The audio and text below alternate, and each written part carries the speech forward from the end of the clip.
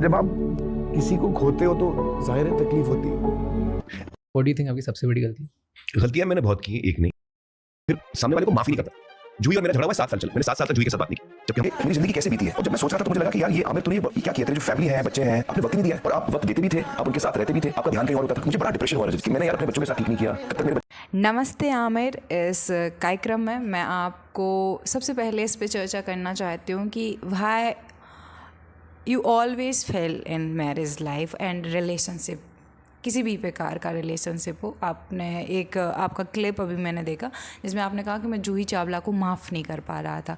तो क्यों आप किसी को माफ़ नहीं कर पाते हैं, और आप जानते हुए भी आज भी वो सारी चीज़ें, साइलेंट ट्रीटमेंट, सब कुछ क्यों देते हैं?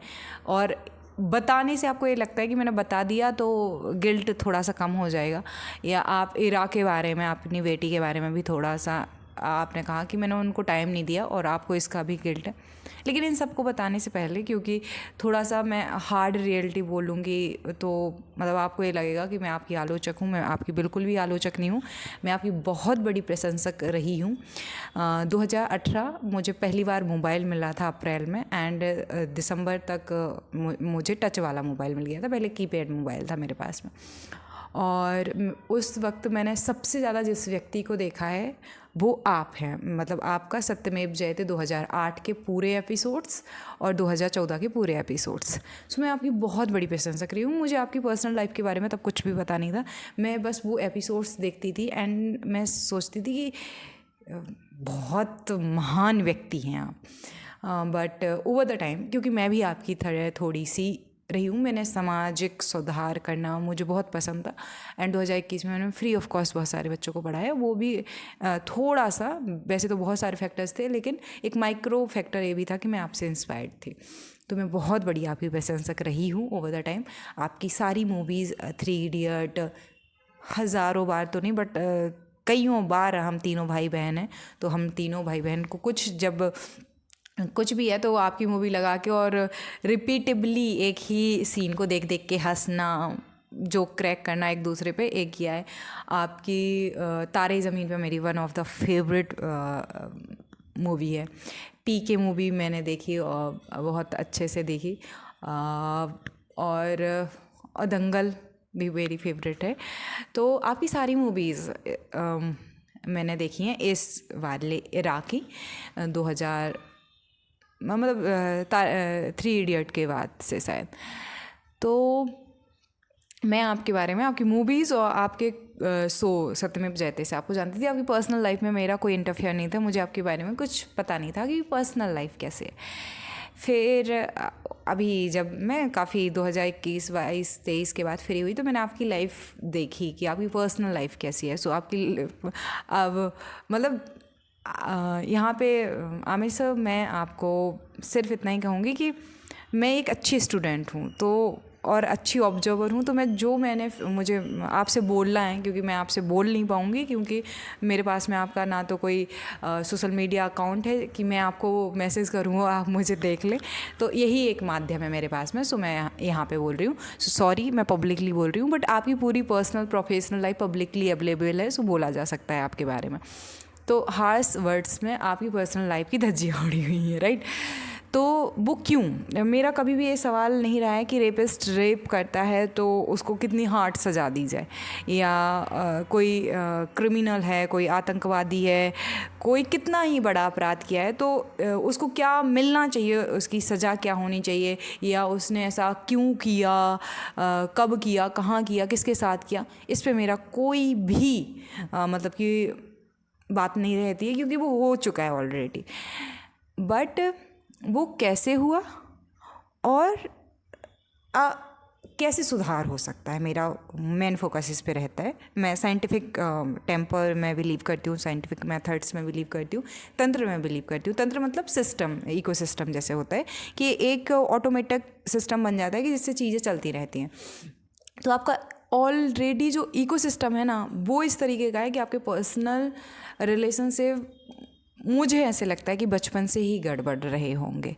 जैसे कि आपका सेल्फ इस्टीम बहुत हाई भी है। जैसे मैं भी आपकी तरह लिटिल मैनिपुलेटर थी, और मैं ऐसा शो करना चाहती थी कि मैं मैनिपुलेटर नहीं हूँ। अब ये समझ लेना कि आपके अंदर एक इन्फ्लुएंसी होती है, मतलब कि इन्फ्लुएंस करने की लोगों की एक प्रतिभा है, उसको ही हम मैनिपुलेशन भी बोल देते हैं समटाइम। लेकिन अगर अच्छी चीज़ के लिए किया जा रहा है देन वो अच्छा है, अगर बुरी चीज़ के लिए किया जा रहा है तो बुरी है। कोई भी, जैसे पैसा है तो वो अपने आप में अच्छा बुरा नहीं होता है, ज्ञान है अपने आप में अच्छा बुरा नहीं होता है, कोई भी चीज़ अपने आप में बुरी नहीं होती, उसके उपयोग पे। शराब भी है तो अपने आप में बुरी और अच्छी नहीं है। अल्कोहल बहुत सारी दवाइयों में यूज होती है, जो निकोटिन है वो भी, उसका भी कुछ यूज ही है। तो हर एक चीज़ का कोई यूज, लेकिन मिस यूज से प्रॉब्लम होती है। और सेल्फ अवेयरनेस ना होने से सबसे ज़्यादा प्रॉब्लम होती है, अज्ञानता से प्रॉब्लम होती है। अज्ञानता का मतलब यहाँ वो वाली अज्ञानता नहीं, मतलब अंधकार या अज्ञानता वो वाली नहीं, यहाँ रियल विजडम की बात चल रही है, विद्या की बात चल रही। सा विद्या या विमुक्ति, या विद्या सा विमुक्ति, जो आपको बंधनों से मुक्त करे वो विद्या है। बट वो विद्या ना तो मेरे पास अभी पूरी तरीके से है, हाँ उसकी कुछ झलकें हैं, और आपके पास तो बिल्कुल भी नहीं है। और 90% पूरे जो हमारा मानव जाति है उनके पास, किसी के पास नहीं है मानव प्रजाति में, 10% लोगों के पास मुश्किल से होगी। तो अब एक एक करके हम बात करते हैं कि आपकी रिलेशनशिप हमें ख़राब है और इसका कारण क्या है। ये मैंने पहली बार इसी पे चर्चा की थी। तो उसका कारण है कि आप हमेशा ही, जैसे आपने जूही मैम का एक वो बता रहे थे आप राज को, कि आप उसको, आपने 7 साल तक एक छोटी सी वजह से, जबकि उन्होंने अप्रोच भी किया माफ़ी मांगने का, बट आपने वो कर दिया। आपने अपनी वाइफ को बहुत बार साइलेंट ट्रीटमेंट दिया। आपने पहले रीना मैम से शादी की और लव मैरिज की, और फिर भी आपने उनको छोड़ दिया। फिर आपने किरण राव मैम से शादी की और उनको भी छोड़ दिया। एंड अगर अभी आप 10 और रिलेशनशिप में जाओगे ना, तो वहाँ पे भी छोड़ोगे, और ये गारंटी के साथ मैं बोल सकती हूँ, बिकॉज योर तंत्र, इकोसिस्टम जो कह सकते हैं, योर पैटर्न इज़ फॉल। आप में कमी है, उन लोगों में नहीं। सेम चीज़ सलमान खान सर के साथ भी है कि ना उनमें कमी है, उन्होंने खुद ही आपकी अदालत में कबूल कर लिया है, तो उसकी बात नहीं है। लेकिन अभी भी वो सॉल्यूशंस पे काम नहीं कर रहे होंगे, क्योंकि सेल्फ अवेयरनेस, सेल्फ इंक्वायरी करना हम भूल गए, आत्मसंवाद करना हम भूल गए। पॉडकास्ट में हम दूसरे से बात करते हैं और दूसरे के पास में वही चीज़ें होती हैं जो रिपीटेबली ऑडियंस सुनना चाहती है, वही बातें। तो वो नहीं, कभी पॉडकास्ट कीजिए विद योर सेल्फ, या पॉडकास्ट विद योर सेल्फ, अपने आप से सवाल, अपने आप से जवाब, आत्मसंवाद। सवाल और लिख के करें तो बहुत बढ़िया है, क्योंकि मुझे लगता है कि आप पूरे जितनी सेलिब्रिटीज़ हैं फिल्म जगत की एक्टर्स में, एक अक्षय खन्ना सर और एक आप, मोस्ट अवेयर, मतलब कि और लोग भी अवेयर हैं, लेकिन मतलब अपनी गलती एक्सेप्ट कर लेने वालों में से हैं। तो आप मतलब कि अवेयर हैं, आप एक्सेप्टेंस में बिलीव करते हैं। अगर कोई आपको कहे तो आप यही कहेंगे कि चल तू निकल। बस यही कारण है कि मैं आपसे स्टार्ट कर रही हूँ। और मुझे पता है कि अगर ये वीडियो आप तक कभी पहुँची तो आपको बहुत यूजफुल होगा, एंड आप मुझे आलोचक की तरह नहीं देखेंगे, आप इस तरीके से देखेंगे कि आई एम जस्ट मैं तो आपकी शुभ चिंतक बस हूँ, ये मान सकता हूँ। और आपके पास एक वाइडर ऑडियंस है, क्योंकि आपसे लोग इन्फ्लुएंस होते हैं। वो मैंने कहा ना, मैनिपुलेटर के पास में, तो मैनिपुलेटर को हटा दीजिए, इन्फ्लुएंसर अच्छा वर्ड है, इन्फ्लुएंसर को भी हटा दें तो कोई अच्छा वर्ड यूज कर लेंगे। लोग आपसे प्रभावित हो जाते हैं, जैसे ओशो से, जैसे हिटलर से, जैसे विवेकानंद जी से, जैसे क्रिकेट के मैदान में धोनी से, विराट कोहली से। तो वैसे ही आपसे, आपके फील्ड में लोग बहुत ज़्यादा कनेक्ट कर जाते हैं, और ये बहुत अच्छी खूबी है आपके अंदर। तो हम बात कर रहे थे आपके रिश्तों के बारे में। तो आपका पैटर्न जो है वो एग्जैक्टली तो मैंने आपसे बात नहीं की है, तो मुझे पता नहीं। और जो हम पब्लिकली बोलते हैं, हम पूरा ट्रांसपेरेंसी के साथ बोले, तब भी उसमें बहुत सारी लूप फॉल्स होते हैं, जिसकी वजह से एक इंसान के बारे में पूरा नहीं पता किया जा सकता। जैसे आपका पैटर्न है कि आप आपसे प्यार नहीं करते हैं, और इस वजह से आप दूसरे से कभी प्यार कर ही नहीं सकते हैं। आप कितना ही कर लीजिए कि आपको रीना मैम से प्यार था, आपको किरण मैम से प्यार था, आपको प्यार नहीं था, अट्रैक्शन था, अटैचमेंट थी, एक काइंड ऑफ अफेक्शन था, आकर्षण था, प्रेम तो बिल्कुल नहीं था, मोह आपको उनसे था, आपको उनकी ज़रूरत थी, उनकी आदत थी, और इस वजह से जब जब आपको जिसकी ज़रूरत होती है आप उसको यूज करते हैं, मतलब कि नॉट नोइंगली, आप ऐसा इंटेंसिवली नहीं करते कि आपका इंटेंशन रॉन्ग होता है, बट ये आपकी हैबिट का पार्ट है कि जब आपको उसकी ज़रूरत होती है आप उसको इतना उस पर लाड़ बरसाते एक तरीके का, उसको इतना अटेंशन देते हैं, और जब एक छोटी सी भी सामने वाले से मिस्टेक हो जाती है, क्योंकि आप कंट्रोलिंग नेचर के हैं कि आप सब कंट्रोल करना चाहते हैं अपने उस पर, तो फिर दिक्कत आनी वहाँ से स्टार्ट हो जाती हैं। तो जैसे ही उस इंसान की रिलेवेंसी ज़रूरत ख़त्म होती है, आप उस इंसान से ना चाहते हुए धीरे धीरे धीरे धीरे धीरे दूर होने लगते हैं। ये needs sometimes physical as a body level पे हो सकती हैं, कभी मेंटल लेवल पे हो सकती हैं, कभी बौद्धिक स्तर की हो सकती हैं, कभी स्पिरिचुअल स्तर की हो सकती है, कभी इमोशनल नीड की हो सकती हैं, कभी मतलब कि बस दूसरों को अच्छा करना है ये हो सकता है, कभी प्राउड फील करना है खुद पे, तो इसके लिए भी हम दूसरों को यूज करते हैं। हम लोगों के साथ अच्छा, जैसे मैंने समाज सुधार काम किए, मतलब फ्री ऑफ एजुकेशन दी, तो उसमें कि मेरी अस्मिता मतलब मैंने ये किया है, ये वाली फीलिंग बहुत हावी थी, तो ये आपकी बहुत हावी रही है आप पे।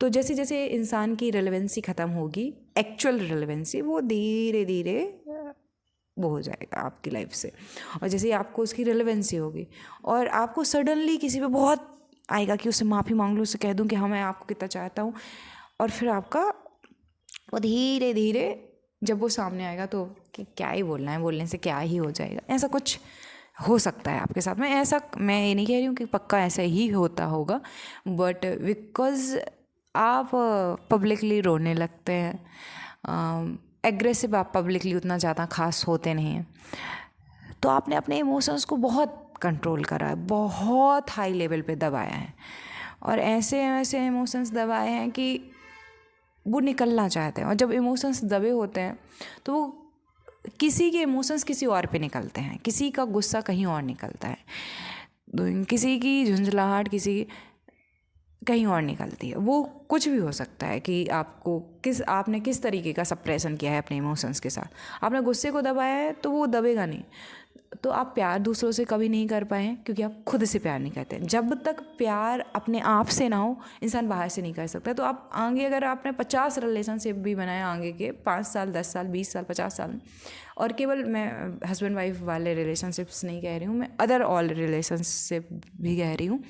आप कोई भी रिलेशनशिप बनाइए, professional personal, you always mess, आप हमेशा उनको मतलब कि ठीक ठाक से नहीं कर पाएंगे, क्योंकि you don't love your self, you don't understand your self. Self awareness का बहुत मतलब कि सेल्फ अवेयर होने की कोशिश, बट है नहीं आपके अंदर self awareness. I really very मतलब मैंने थोड़े से हार्ड वर्ड्स अगर यूज किए हैं, सो आई रियली वेरी सॉरी। मैं ये बिल्कुल मान के नहीं ये सब कुछ चल रही हूँ कि मैं आपके लिए ये सब बोल रही हूँ, मैं ये मान के चल रही हूँ कि ये मैं अपने लिए बोल रही हूँ, क्योंकि अष्टावक्र गीता में कहा गया है कि जैसे समुद्र में जो जल है और जो हमारे हाथ में जो जल है वो एक ही है, तो आप में मुझ में कोई खास अंतर नहीं है। हम अगर हमारी पूरी बॉडी को अच्छे से बुक किया जाए तो नमक ही है, तो वो समुद्र से ही जीवों का निर्माण धीरे धीरे। तो एट द एंड मैं यही कहूँगी कि मैं ये सब वर्ड्स आपके लिए यूज़ नहीं कर रही हूँ, मैं बस साफ शब्द स्पष्ट भाषा यूज कर रही हूँ, तो थोड़ा सा ऐसा लगेगा बट ऐसा है नहीं। तो आपने एक तो प्यार खुद से नहीं किया है, और आप जूही मैम को माफ़ नहीं कर रहे हैं, ऐसा नहीं है, ये आपकी गलत फहमी है। आप खुद को माफ़ नहीं कर पा रहे हो, यू डोंट फॉरगिव योरसेल्फ। जब तक आप अपने आप को माफ़ नहीं करते हैं तभी आप दूसरों को माफ़ नहीं कर पाते हैं। और अष्टावक्र गीता का दूसरा ही श्लोक है, पहला श्लोक कहता है कि जनक जी पूछते हैं कि देखो धन है, धान्य सब कुछ तो है उनके पास, ऐसा मैं आपको बस एग्जांपल में बता रही हूँ स्टोरी के लिए। राजा हैं वो, जनक राजा, लेकिन वो फिर भी एक अष्टावक्र जो कि 8 जगह से टेढ़े हैं, उनसे पूछ रहे हैं, क्या पूछ रहे हैं कि आत्मज्ञान कैसे प्राप्त करें, ये जो सांसारिक बंधन है इनसे मुक्त कैसे हों, और वैराग्य को प्राप्त कैसे हो। तो दूसरे ही श्लोक में वो कहते हैं कि जो विष हैं, इंद्रियों से जो विष होते हैं, आँख से, नाक से, मुंह से, जो 5-10 इंद्रियाँ हैं, इनको विष के समान त्याग दो और क्षमा, आर्जव, संतोष, इनको अमृत के समान पी लो, बस इतने में ही सब हो गया। लेकिन आपको क्षमा ही करना नहीं आ रहा है, तो आपने ना तो मतलब कुरान की आयतें बहुत अच्छे से पढ़ी होंगी, ना बाइबल अच्छे से पढ़ा है, ना आपने मतलब अष्टावक्र गीता या कोई भी सेल्फ अवेयरनेस के ग्रंथों को छुआ होगा। तो यहाँ पे एक बहुत बड़ी समस्या ये है कि आप अपने आप को माफ़ नहीं कर पा रहे हैं। अपने आप को माफ़ करेंगे तो सबको माफ़ कर लेंगे। तो ये समस्या पहले कि आप ये सोचने लगें कि मैं भी आपके अंदर की आलोचना ही दिखा रही हूँ, मेरे पास सॉल्यूशन है। सो जस्ट ये मत सोचिए कि मैं आपको आलोचक, मैं बिल्कुल भी आपकी आलोचक नहीं हूँ, मैं आपकी बहुत बड़ी प्रशंसक, शुभचिंतक हूँ, इसलिए बस बता रही हूँ। और जो मेरे मन में है वो मैं अपने अंदर रखती नहीं हूँ, मैं वीडियो में बोल देती हूँ। हाँ, मैं ज़्यादातर ऐसी वीडियोस पब्लिक नहीं करती हूँ, अनलिस्टेड ही रहने देती हूँ यूट्यूब चैनल पे अपने पे, बट क्योंकि मैं जानती हूँ कि you are a person who respect my thoughts, my opinions, my solutions. So मैं इस वजह से ये सब कुछ कर रही हूँ। तो सॉल्यूशन क्या है इसका? तो आप अपना मॉर्निंग रूटीन एक बार मुझे बताइए कि आपका मॉर्निंग रूटीन क्या है। अगर आपका अभी तक मॉर्निंग रूटीन नहीं है कुछ, तो आप अपने आप को माफ़ बस कहना स्टार्ट कर दीजिए। थैंक यू कि मैंने अभी तक माफ़ नहीं किया खुद को, और थैंक यू मैं माफ़ करता हूँ अब आज से खुद को, क्योंकि मैंने कुछ नहीं किया, जो भी हुआ ऑटोमेटिकली हुआ। एंड ये मैं नहीं कह रही हूँ, ये अष्टावक्र गीता का एक सूत्र है। अब कौन सा नंबर का श्लोक है ये याद नहीं है, वहाँ पे अष्टावक्र कहते हैं जनक जी से, ना तू करता है ना तुम भोगता है, तू करता और भोगता का जो अभिमान है इसको गिरा दे। तू ना पाप कर सकता है ना तुम पुण्य कर सकता है। तो आप इस तरीके से सोचेंगे ना, तो आपका जो दर्द है कि मैंने ये किया, ये ख़त्म हो जाएगा। And you are capable to forgive yourself. जब आप आपको माफ़ कर दोगे तो आपके इर्द गिर्द के सबको लोगों को माफ़ कर दोगे। आप हर एक अनफेयर चीज़ जो आपके साथ बचपन में या कभी भी हुई उसको कर दोगे। तो आप थैंक यू कहिए कि थैंक यू, अभी तक चलो माफ़ नहीं किया था, नो प्रॉब्लम, बट अभी इसी क्षण मैं अब अपने आप को माफ़ करता हूँ। मैं अपनी भविष्य की गलतियों के लिए भी माफ़ करता हूँ, क्योंकि आपको फॉरगिवनेस, क्षमा सीखना है, और पहले अपने आप से ही सीखा जाता है। वैसे ही प्रेम। सो इतना ही कि मैं धन्यवाद करता हूँ अपने आप का, कि मैं अपने आप से बहुत प्रेम करता हूँ, शुद्धतम प्रेम करता हूँ। देखिए, कहने से कुछ होता नहीं है, लेकिन जब आप कहते हैं तो आप 100 बार, 250, 500 बार, चलिए आप 500 बार बोलेंगे, 500 बार में से 5 बार जब आप बोल रहे हैं वही आप मन में सोच रहे हैं और वही भाव महसूस कर रहे हैं। तो ये 3 ही स्तर हैं, कर्मयोग, ज्ञान योग और भक्ति योग। तो एक क्षण ये तीनों अलाइन हो जाएंगे आपके, क्या, आपकी बॉडी, आपका ब्रेन और आपका इमोशंस, एंड आप अपने आप को प्रेम करने योग्य हो जाएंगे। ऐसे ही आपको माफ़ी भी 500 के अराउंड मान लीजिए, 400-500, तो आपको कहना है कि मैं खुद से बहुत प्रेम करता हूँ, शुद्धतम प्रेम करता हूँ, और पूरी दुनिया मुझसे बहुत प्रेम करती है। मैंने जाने अनजाने जो भी गलतियाँ की, तो मैं उसके लिए अपने आप से माफ़ी मांगता हूँ और अपने आप को माफ़ करता हूँ। जिन्होंने मेरे साथ जाने अनजाने गलत किया, मैं उन्हें माफ़ करता हूँ, उन्हें बहुत प्रेम करता हूँ। मैं जाने अनजाने जीव जंतु, पेड़ पौधे, जिसके साथ, कीड़े मकोड़ों के साथ मैंने गलत किया, उनसे भी माफ़ी मांगता हूँ।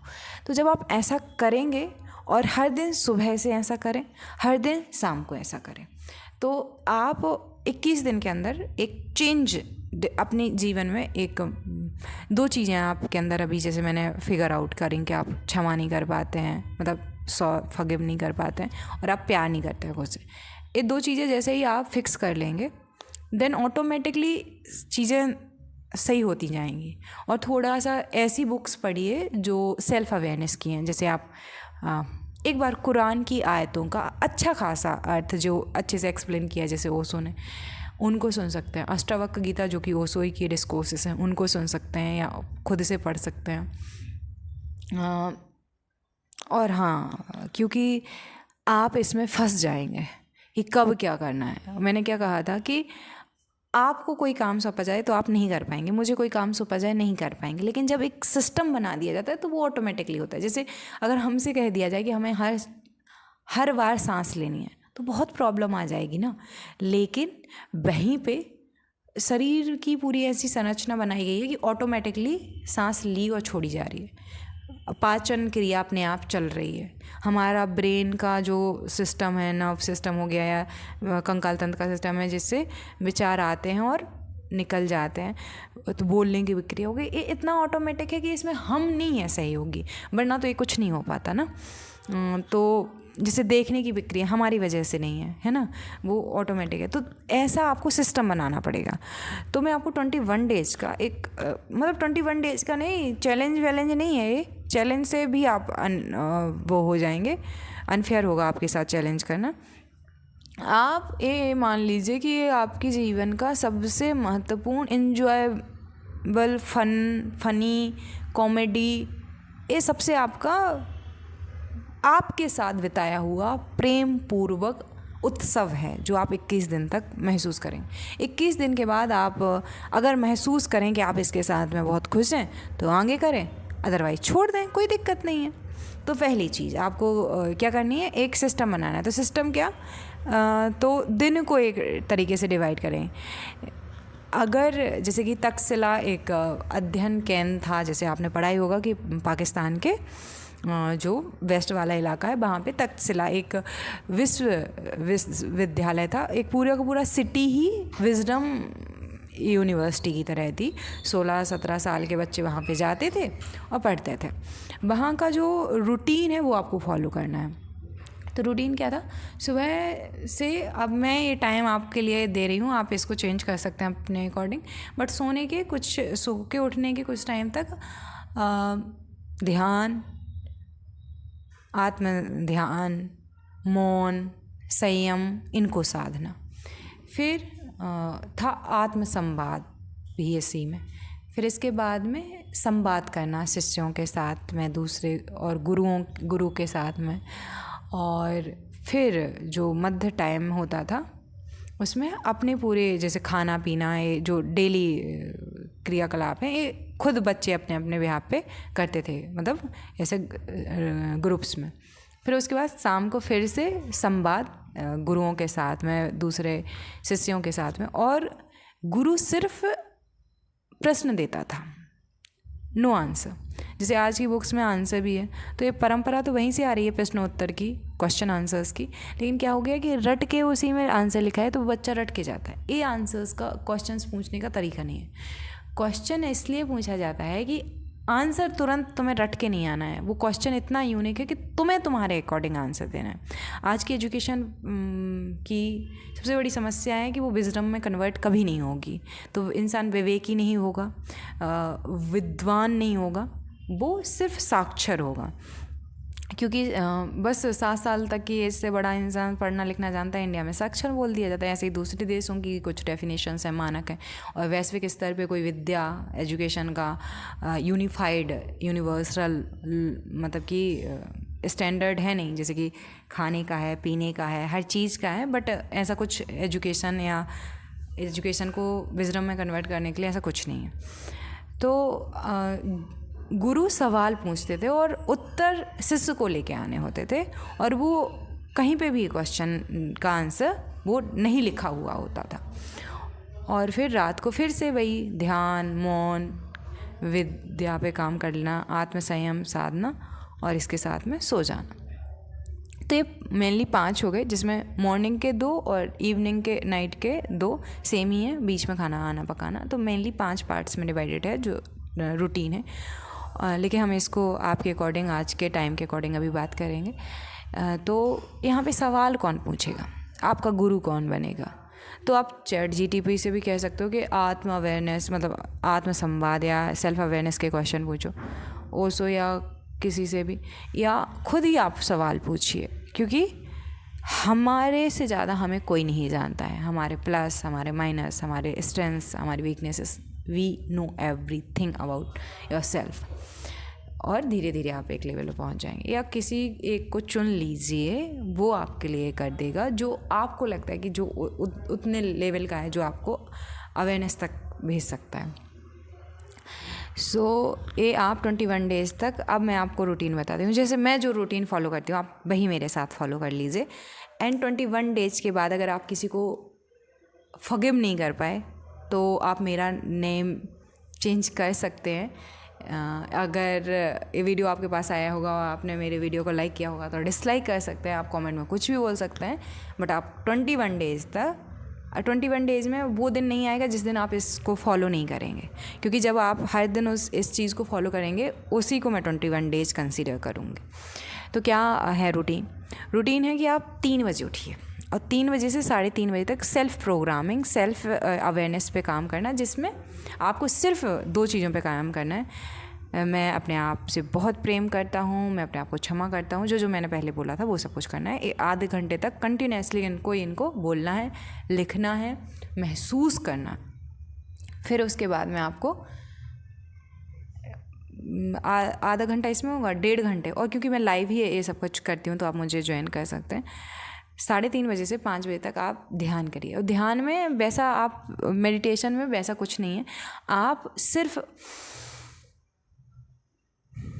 अभी हमने क्या किया, सांस ली, थोड़ी टाइम रुकी सांस और निकल गई, तो इसको आते और जाते देखना है। बीच में एक आध थॉट आएगा, आपका ध्यान सांस से हट के उस पर जाएगा, नो प्रॉब्लम, चलेगा, लेकिन आपको 5 बजे तक एक करना है।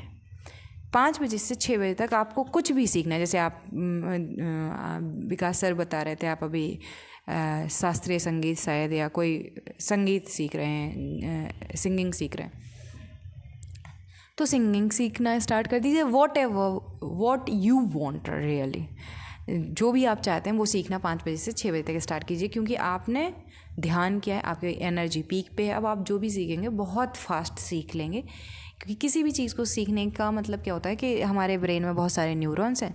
जब 2 न्यूरॉन कनेक्ट होते हैं तो एक वो बनती है एनर्जी, या मतलब कि एक थॉट, और ऐसे ही मल्टीपल होते हैं, और जब वो बार बार होते हैं तो वो न्यूरॉन कनेक्शन से न्यूरॉन पैटर्न्स बन जाते हैं, और न्यूरॉन पैटर्न से न्यूरॉन सिस्टम बन जाता है, तो वो हैबिट जल्दी है। तो हैबिट, इसीलिए मैंने कहा सिस्टम से ऑटोमेटिकली फिर एक टाइम के बाद ये सब कुछ होगा। 6 से 7 आप रनिंग कीजिए, रनिंग करिए, कुछ भी ऐसे जिसमें बॉडी रिलैक्स ना करे। 7 से 8 आप मेरे साथ योगा लाइव ही मैं करती हूँ तो कर सकते हैं, जिसमें आप मुझे फॉलो करते चलिए। 8 से 9 आप वॉक कर लीजिए, मुझे तो क्योंकि मजबूरी आना पड़ता है, बाकी आप उस टाइम पे मेडिटेशन ही कर सकते हैं। 9 से 10 नहाइए धोइए, मतलब सेल्फ केयर कर लीजिए। और अभी मैंने बहुत छोटी छोटी चीज़ें नहीं कही हैं कि पानी पी लीजिएगा वहाँ जाने से पहले, फ्रेश हो जाइए जब आप मतलब कि 6 से 7 रनिंग के लिए जा रहे हैं, तो ये सब आप ध्यान रखिएगा। तो 9 से 10 सेल्फ केयर, और 10 से 11 योग निद्रा और डीप स्लीप में आप अपने आप चले जाएंगे। 10-15 मिनट की किसी की वीडियो लगा ली, उसके बाद सो जाएंगे, या ऑडियो प्ले कर लिया, और 10 से 11 के अराउंड, टाइम थोड़ा आगे पीछे हो नो प्रॉब्लम।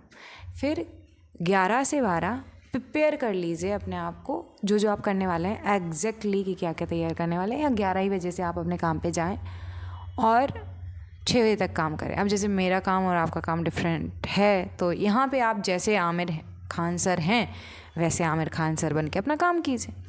6 बजे से 7 बजे तक का टाइम अपनी फैमिली को दीजिए। और जो सुबह का 8-9 का टाइम है ना, तो मुझे तो रनिंग करके आना पड़ता है, तो कॉल पे लग जाती हूँ। आप 8 से 9 का टाइम भी अपनी फैमिली को दीजिए, और रात का, और ये जो योगा है, ये सारी चीज़ें अगर आप अपनी दोनों फैमिलीज या मतलब दोनों वाइफ के साथ कर सकें, या एक वाइफ के साथ या एक बच्चे के साथ कर सकें, तो और भी अच्छा है, आपको और अच्छा लगेगा। और नहीं कर सकें तो अकेले में कर लीजिए। और 6 से 7 का टाइम पूरी तरीके से फैमिली का टाइम होना चाहिए, इसी में आपका डिनर भी हो जाए। 7 से 8 के अराउंड, मतलब 6 से 8 का टाइम आपका फैमिली के लिए रहेगा। 8 से 9 आप प्रोडक्टिविटी पे काम करेंगे, यानी कोई भी बुक पढ़ लीजिए, 10 pages, 5 pages, what ever you want, and right your journal. पूरे सुबह से शाम तक के जो आपके अनुभव रहे वो आप एक बार नोट डाउन कर लीजिए, विद डेट टाइम और टाइटल के साथ में कि क्या है, टॉपिक के साथ। और 9 से 10 ओशो को या किसी अच्छे इंसान को सुनते हुए सो जाइए। और हाँ, 9 से 10 के बीच में पहले थोड़ा सा ध्यान कर लीजिए, फिर योग निद्रा के साथ में ओशो या किसी को सुनते हुए सो जाइए। अब इसका चार्ज कितना मैं लेने वाली हूँ, वैसे तो इसका कोई चार्ज नहीं है। आपने 3 इडियट जैसी मूवीज़ दी, दंगल जैसी मूवीज़ दी, पीके अच्छी मूवी है और three idiot one of the best movie है, तारे ज़मीन पे one of the best movie है। अब हम बात करते हैं पहले इन मूवीज़ में भी जो कमियां हैं और उस वजह से आपके पर्सनालिटी में भी वो इन रिफ़्लेक्ट हो रही हैं, तो मैं एक बार उन पे भी बात करना चाहती हूँ, फिर मैं बताती हूँ कि मैं क्या कहें। तो फिल्मों में आपकी, आमिर खान सर, आपकी मूवीज़ में जो प्रॉब्लम्स हैं वो आपकी पर्सनालिटी में भी प्रॉब्लम्स हैं, एंड वो केवल आपकी पर्सनालिटी में नहीं, वो पूरी सोसाइटी में भी प्रॉब्लम है। और इसी वजह से जितने भी सॉल्यूशंस किए जाते हैं, क्योंकि वो बाहरी हैं, इसी वजह से वो कोई भी समाधान सॉल्यूशंस एक्चुअल में काम नहीं कर रहे हैं। इसी वजह से जितनी भी कमियां या जितनी भी अव्यवस्थाएं हैं वो बढ़ती जाती हैं कम होने की जगह पे, क्योंकि जितनी भी ज़्यादातर आपकी मूवीज़ हैं, आपकी प्रॉब्लम या मतलब मेरी प्रॉब्लम या सबकी प्रॉब्लम, सोसाइटी की प्रॉब्लम है कि हम बाहर से सुधार करना चाहते हैं, जबकि प्रॉब्लम हमारे अंदर होती है। जैसे कि आप अपनी मूवीज़ पे एक एक करके अपन चलते हैं आपकी मूवीज़ पे, तो 2000 जो एक है या 2000 1999 उससे पहले की मूवीज़ और बाद की मूवीज़ को अगर देखें हम, तो पहले की मूवीज़ जैसी सबकी चल रही थी वैसे ही आप भी उन मूवीज़ में सिर्फ एज अ एक्टर काम कर रहे थे। जैसे राजा हिंदुस्तानी है, तो उसमें आपने विलेन बना दिया उनके लड़की के फादर और स्पेशली मदर को, और जैसे कि वो जो जीता वही सिकंदर में बना दिया उन स्कूल के जो अमीर स्कूल के बच्चे हैं उनको, और बहुत सारी ऐसी और भी मूवीज़ हैं आपकी। इश्क में आपने बना दिया उस लड़की के उनके पिताओं को। तो और 2000 के बाद देखें तो थ्री इडियट में आपने बना दिया पेरेंट्स को एक तरीके से कि आप रॉन्ग हो और उन पे जीत दिखाई, जबकि अगर अच्छे से देखा जाए तो कमी हमारे अंदर है। जैसे कि जो जीता वही सिकंदर में कमी किसके अंदर है? क्या देखिए, गरीबी की अपनी खूबियाँ हैं, अपनी कमियाँ हैं। गरीब होने के कुछ अपने फ़ायदे हैं और कुछ अपने नुकसान हैं। अमीर होने के भी सेम कुछ फ़ायदे भी हैं और साथ में कुछ नुकसान भी हैं। जैसे मैंने हमेशा ही बोला है कि जब हम कोई भी चीज़ चुनते हैं, और एक कोई लॉ भी है, मुझे एग्जैक्टली याद नहीं है, कि जब आप कुछ चुनते हैं तो आप कुछ छोड़ते हैं, और जो आप छोड़ेंगे उसमें कुछ बहुत अच्छा होगा बट वो चला जाएगा, और जो आप चुनेंगे उसमें कुछ बुरा होगा वो आपके साथ रह जाएगा। जो आपके पास रह जाएगा उसकी हम अच्छाई नहीं देखेंगे, और जो छूट जाएगा उसकी हम बुराई नहीं देखेंगे। तो जैसे कि आपकी जो जीता वही सिकंदर में आपने विलन किसको बना दिया, अगर अच्छे से ऑब्ज़र्व करें तो अमीर स्कूल के बच्चों को। उसमें उन बच्चों की क्या गलती है? मतलब वो जीत रहे हैं, ऐसा तो है नहीं कि वो चीटिंग कर रहे थे। हाँ, एक बार उनकी साइकिल साधन वो हैं तो साधन इक्वल होने चाहिए, तो साइकिल इक्वली सबको डिस्ट्रीब्यूट कर देनी चाहिए थी। एक तो ये सॉल्यूशन था। दूसरा कि हमने लास्ट में ये दिखा दिया भावनात्मक रूप से, और यहाँ पे भी कहानी है, वो मूवी है, तो वहाँ पे सब लोग उस गरीब लड़के को हीरो मान के उसका सपोर्ट कर रहे हैं। बट यही अगर रियल लाइफ होती ना तो उस अमीर लड़के को सब लोग सपोर्ट कर रहे होते हैं। एंड अमीर लड़के और गरीब लड़के में कोई खास फ़र्क तो है नहीं। लड़कियों को वो छेड़ता है, वो भी छेड़ता है, लड़कियों को पूरे दिन वो ताड़ता है, वो भी ताड़ता है। वो तो इवन काफ़ी डिसिप्लिन सिंसियर है, बट जो मतलब कि कैरेक्टर है वो उस लड़के का जो आमिर खान सर आपने प्ले किया है, वो तो महानिकम्मा, महाआवारा है। उसको हीरो हम बोल रहे हैं। वाई? बिकॉज जस्ट कि वो लास्ट में सुधर जाता है। अगर हृदय परिवर्तन यही हम उस लड़के का करवा दें जो अपोजिट साइड में, तो वो भी, तो यहाँ पे हमें एक मतलब कि लास्ट में थोड़ा सुकून मिल जाता है कि देखो उस गरीब ने। प्रॉब्लम ऐसे ही आपकी लाइफ में भी है। बाहर से प्रॉब्लम का सॉल्यूशन नहीं, अंदर से सॉल्यूशन। क्या रियल सॉल्यूशन था कि वो जो दोनों गरीब लड़के हैं वो अमीर बन जाएं। कैसे अमीर बनेंगे? पैसे कमा के। पैसे कैसे आएंगे? पैसे दो तरीके से आते हैं। तो हमारे एजुकेशन सिस्टम में एक और जो डिफ़ॉल्ट है वो है कि हम एकेडमिक्स बस पढ़ाते हैं, फाइनेंशियल एजुकेशन नहीं है, हेल्थ एजुकेशन नहीं है, इमोशनल एजुकेशन नहीं है, और मतलब कि जो लाइफ स्किल्स होती हैं उनकी एजुकेशन नहीं है। अब मैं इनको थोड़ा थोड़ा सा ब्रीफ में बता देती हूँ ताकि एक्सप्लेन किया जा सके। फाइनेंशियल एजुकेशन, एकेडमिक्स नॉलेज में जो जो है अभी वही सब कुछ ठीक है, ठीक है। लेकिन अगर एकेडमिक्स नॉलेज के बाद फाइनेंशियल नॉलेज की बात करें, तो अगर हम ट्रेडिशनल वे में पैसा बनता कैसे है, ये हमने कभी बच्चों से पूछा, बताया, अपने बच्चों को सिखाया। तो अमीरों के पास है वो स्किल, तो वो अपने बच्चों को बताएंगे। जब गरीब के पास नहीं है, तो वो आने वाली पीढ़ी दर पीढ़ी दर पीढ़ी दर पीढ़ी दर गरीबी छाई रहती है। फिर वो गरीब लोग अमीरों से जलन फील करते हैं, उनको संसाधन उनके पास होते हैं तो क्यों है। अरे भाई सिंपल सी है, तुम्हारे पास एक ज्ञान नहीं है, पैसा क्या है, तुम्हें मार्केट में कुछ मांग है उसको फुलफ़िल करना आता है, पैसा मिल जाता है। चाहे अनादिकाल से ऐसा हो रहा है कि तुम किसी की नीड फुलफ़िल कर पाओ तो तुम्हें कुछ बदले में दिया जाएगा। अगर इमोशंस के लेवल पे दिया जाए तो वो प्यार हो जाता है, अगर वही फाइनेंस के रूप में दिया जाए तो धन हो जाता है, अगर कोई तुम्हें ज्ञान दे, मुक्ति दे तो वो स्पिरिचुअलिटी हो जाती है। बट तुम किसी चीज़ को फुलफ़िल करते हो तो तुम्हें उसे, तो क्या स्किल्स की कमी है, और मार्केट के अकॉर्डिंग स्किल्स जैसे आउटडेटेड स्किल्स हैं तो उनका कोई वैल्यू तो है नहीं। तो फाइनेंस में दो तरीके की मैं बात करना चाहती हूँ। एक है ट्रेडिशनल मेथड के पैसा बनता कैसे।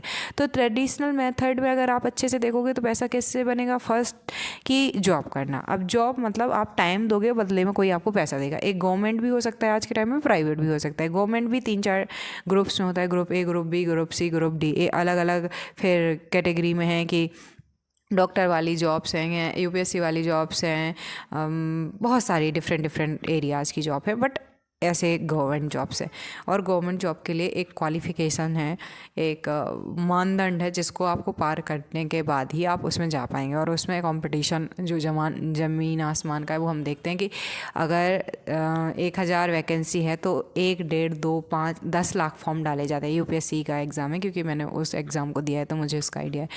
अब ऐसे ही ग्रुप RPT, कोई वो NTPC क्या रेलवेज़ का एक वो होता है, उसमें क्या है 1.5 करोड़ फॉर्म भरे गए थे, बताइए अब।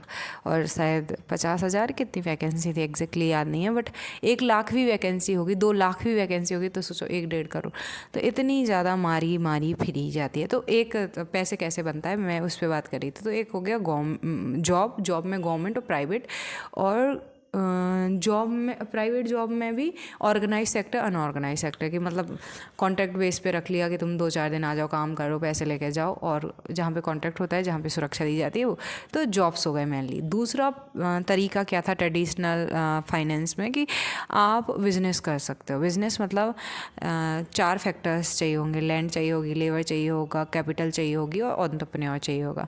अब इन चारों के बिना काम नहीं चलता था जो ट्रेडिशनल बिजनेसेस होते हैं। तो ये वही कह सकता है, या जो जिसके पास पैसा है, या जो पैसा बोरो करना जानता है, या कहीं से कैपिटल, लैंड, लेबर और ये सारे फैक्टर्स इकट्ठे कर सके। फिर थर्ड था कि सेल्फ एम्प्लॉयड। आपको स्किल आती है, आपने स्किल दी सीधा V2C में, एंड काम बन गया आपका, आपको पैसे आए, जब तक आप कर रहे हैं तब तक पैसा आ रहा है। और फोर्थ था कि आपने क्या किया कि इन्वेस्टमेंट किया। आपके पास पैसा दबा के है तो आपने, जैसे वहाँ कैपिटल चाहिए ना बिजनेसमैन को, तो वहाँ कैपिटल दे दिया, बैंक में रख दिया पैसा, तो पैसे से पैसे बनता था नॉर्मल। तो ये जो 4 मेन चीज़ें थी ट्रेडिशनली मनी अर्न करने की ऑलमोस्ट। अभी डिफरेंट होता था। बिजनेस खनन का भी किया जा सकता था, माइनिंग मतलब, या फिर मतलब कोई गुड सर्विसेज सेल करना, प्रोड्यूस करना, सेल करना, डिफरेंट है। यहाँ पे बिज़नेस के बहुत सारे टाइप्स हैं, बट एक ट्रेडिशनल मेथड था। In present scenario, in current scenario, आपके पास इन चारों में से आपको कुछ भी करने की ज़रूरत नहीं है। मतलब आपको जॉब किसी के अंडर में नहीं करनी। तो क्या है, अभी ये सब तो हैं ही, ये नहीं है कि ये ख़त्म हो गया, तो ये तो हैं ही। तो इनमें से जो भी आपको सही लगे ये तो है ही। प्लस क्या है कि आज के टाइम पे जैसे कि ऑनलाइन प्लेटफॉर्म्स है, डिजिटल प्रोडक्ट्स, डिजिटल सर्विसेज, तो कुछ नहीं है अगर आपने अपने आप को अपग्रेड करने के लिए एक चैलेंज ही ले लिया और हर दिन वीडियोस बनाते गए कि देखो मैंने ये सीखा है। आप सीख रहे हो, साथ में वीडियोस बस बनाते जाओ। मतलब अब ये नहीं है कि जर्नी पूरी ख़त्म हो जाए फिर आपको छत मिलेगी। आपकी जब सीढ़ियाँ आप चढ़ रहे हो ना, तब भी सपोर्ट। जैसे मैं अभी सेल्फ अवेयर नहीं हूँ पूरी तरीके से, बट मेरी जर्नी पे भी आपने देखा होगा अराउंड 2000 लोग मुझे देखते हैं, 25-26 हज़ार लोग इंस्टाग्राम पे, चैनल मोनेटाइज हो चुका है, ठीक है। तो अब इससे पैसा आएगा 10,000, 20,000, 50,000, 100,000, जितना भी बने, लेकिन एक अमाउंट तो बन जाएगा जो कि कॉम्पिटिटिव एग्जाम में हो। तो कॉम्पिटिटिव एग्जाम्स की भी प्रिपरेशन कर रहे हो तो ये नहीं कि प्रिपरेशन हो जाए तब मैं करूँगा, नहीं। अगर गवर्नमेंट जॉब की या प्राइवेट जॉब की तैयारी कर रहे हो तो जो सीखा बस बोल के और सिखा दो। पैसा नहीं भी आएगा तो आप एक्सपर्ट बन जाओगे उसमें, आपका रिवीजन हो जाएगा, आप बेटर हो जाओगे। तो ये है। तो यूट्यूब पे हो गया, और सेम कंटेंट को फेसबुक पे डाल दो, सेम कंटेंट को इंस्टाग्राम पे डाल दो, सेम कंटेंट पे अगर वेबसाइट बना सको, 2 मिनट 5 मिनट लगते हैं तो वेबसाइट बना लो, कम्युनिटी बना लो, लोग 500, 100, 299, 50 जो भी नोट्स बना रहे हैं वो सेंड कर दो, किसी को पसंद आ जाएगा वो कम्युनिटी में 50, 100, 200 जितने में भी है जुड़ जाएगा। तुम जैसे हो वैसे तो 8 अरब लोग हैं तो 1 अरब लोग होंगे, और 1 अरब लोग भी नहीं है तो 1 करोड़ तो मान लो लोग हैं ही। 1 करोड़ मतलब 10 मिलियन लोग। 10 मिलियन लोग तुम्हें, अगर तुम्हारे जैसे वो तो कहीं ना कहीं तुम्हें फॉलो कर लेंगे। और 1 करोड़ भी नहीं करें, मतलब कि यानी 10 मिलियन भी ना करें, 1 लाख करें, 1 लाख भी ना करें, 10,000 करें, 10,000 तो बनेंगे कम से कम रुपए। और हो सकता है जब तुम 10-15 चीज़ें ई-कॉमर्स कर लो, साथ में ई-बुक भी कर लो, एक बार ही स्टोर सेटअप करना होता है। और इनसे क्या है ना कि जो ट्रेडिशनल मेथड थे उसमें आपको वो एक्टिव इनकम थी, करोगे तभी पैसा आएगा, फिर नहीं है। ये सब क्या है कि एक बार गई और तुमने 500 वीडियोस डाले एक चैनल पे, एक वीडियो मिलियंस में गई, वही लगातार 5 साल 10 साल और पूरी ज़िंदगी पैसे देती रहेगी। ऐसे ही बुक्स का है, और किसी की पे बुक नहीं लिखनी है, अपनी लाइफ पे बुक लिख दो। हर एक इंसान का एक्सपीरियंस है, तो ई बुक्स भी किया जाता है, ई कॉमर्स भी की। जो तुमने पूरी अभी तक की ज़िंदगी से कोई ना कोई एक स्किल तो सीखी होगी ना, उस पर एक कोर्स बना लो, लॉन्च कर दो, पैसे आ जाएंगे। ऐप बना लो, जो भी तुमने सीखा है या जो भी किया है, या जो सीखना सीख लो सबसे पहले, हाउ टू लर्न। क्योंकि सीखना रुके हुए पानी जैसा है, और सीखते रहना बहते हुए पानी की तरह है। रुका हुआ पानी ख़राब हो जाता है, गंदा हो जाता है, उसमें वो किसी काम का नहीं रहता, लेकिन बहता हुआ पानी हमेशा यूज़फुल होता है। तो सीखते रहिए, ऐसा नहीं है कि सीखना इतना कठिन है, इजी है। तो और सीखते सीखते हर जो चीज़ सीखी है उसी चीज़ का वीडियो बना लो। चलो वीडियो नहीं बनाना है, लिख लो, और ब्लॉग मतलब कि ऐसे जो ब्लॉग होते हैं वेबसाइट वाले ब्लॉग, वहाँ पे कर लो। चलो इंट्रोवर्ट हो तो और कोई स्क्रिप्ट राइटिंग कर लो, मूवी स्क्रिप्ट, जो भी तुम्हें करना आता है, अपने आप से क्वेश्चंस पूछो, अपने आप को फाइंड आउट करो, काम कर लो। तो ये किया जा सकता है, इट इज़ वेरी इजी। सो इससे पैसा आ जा सकता है। जो जीता वही सिकंदर उस टाइम पे नहीं था, बट आज है। लेकिन उस टाइम पे भी वो छिछोरे लड़के जो घूम रहे थे, जिनका आमिर खान सर ने रोल प्ले किया है, ऐसे मवालियों की तरह घूमने से अच्छा है कुछ भी तुम अच्छा प्रॉपरली खोलते, कुछ भी दुकान वुकान चलती, तुम्हारा लुक अच्छा है, तुम्हारा कम्युनिकेशन अच्छा है, तुम्हें जुगाड़ करना आता है, तुम अमीर हो जाओगे। जितना तुम गरीबी का गाना गाने में टाइम वेस्ट कर रहे हो। उसमें आपने अमीर को बना दिया विलन, जबकि विलन वो खुद हैं, क्योंकि गरीबी जितना अपराध कोई नहीं है। तो यहाँ पे एक प्रॉब्लम हो गई। और दूसरा कि अमीर को हमेशा ऐसे दिखाना कि रूड होते हैं, समझदार नहीं होते हैं, उन्हें सिर्फ पैसा ही पैसा चाहिए होता है। This is not always right. गरीब को ज़्यादा पैसा की भूख रहती है, वो ज़्यादा जल्दी बिक जाता है पैसों के लिए, क्योंकि अमीर को तो पैसा आने पे पता ही चल जाता है कि पैसा आने के बाद भी शांति, सुकून, समृद्धि नहीं है। जैसे आप ही बताओ, आप कितने शांत हो, कितने आनंदित हो, कि क्या आप सच में खुश हो अभी अपने जीवन से? आई डोंट थिंक कि आप हैं उतने खुश। आपको बहुत सारे रिग्रेट हैं अपनी लाइफ के, पश्चाताप है इस चीज़ का, उस चीज़ का, आप माफ़ नहीं कर पा रहे हैं, तो आप आनंदित भी कैसे हो सकते हैं? आप प्रेम ही खुद से नहीं कर पा रहे हैं, तो नहीं है आप खुश। तो ऐसा नहीं है। अमीर होने के बाद तो एक वो रहती है कि आपके पास पैसे, आपने किसी की मदद कर दी तो फिर भी आपको थोड़ी टाइम के लिए सुकून थोड़ा बहुत मिल जाए, और भी चीज़ें होती है। तो हमेशा अमीर गलत है ऐसा नहीं है, गरीब गलत है ऐसा भी नहीं है। गरीबी अमीरी अपने आप में ना अच्छी है ना बुरी है, ये आपका देखने का नज़रिया है। नज़ारे बदल जाते हैं नज़रिया बदलने पे। तो गरीबी में भी बहुत सारी चीज़ें, बहुत पॉजिटिव पॉइंट्स हैं। आपको बेकार के झमेले नहीं लेना पड़ते हैं। जैसे कि आप जब एक भैंस बांधते हो घर में, तो आप भैंस नहीं बांधते हो, आप भी उसके साथ बन जाते हो। आप सुबह शाम कहीं नहीं जा सकते। जो ऐसे ही आप जब एक चैनल चीज़ें बनाते हो, यूट्यूब बनाते हो, या कोई पब्लिक अपीयरेंस रखते हैं, तो वो आपसे नहीं बंधा है, आप भी उससे बंध जाते हो क्योंकि आप उसको बार बार देखने की आपको आदत हो जाती है। तो हाँ, सबके प्रो एंड कॉन्स होते हैं, बट आप किसके साथ, आपका स्वभाव किसके साथ सहज है, आप अपनी स्वभाव की सहजता को चुनिए तो आपको दर्द भी कम होगा, और जो भी आप चुनेंगे उसमें जो नेगेटिव होगा उसमें भी आप कुछ पॉजिटिविटी देख लेंगे। तो ये तो एक मूवी हो गई। राजा हिंदुस्तानी में भी सेम सिनेरियो मुझे देखने को मिला है ऑलमोस्ट। उसमें क्या रहा है कि जैसे राजा हिंदुस्तानी की बात कर रहे थे, तो राजा हिंदुस्तानी में प्रॉब्लम उस लड़के में कि ड्राइवर है। आप सोचो, एरा एक ड्राइवर से शादी करती तो आप रेडी होते, मे बी आप रेडी हो जाए because you are a open minded human being, but सारे ऐसे नहीं हैं।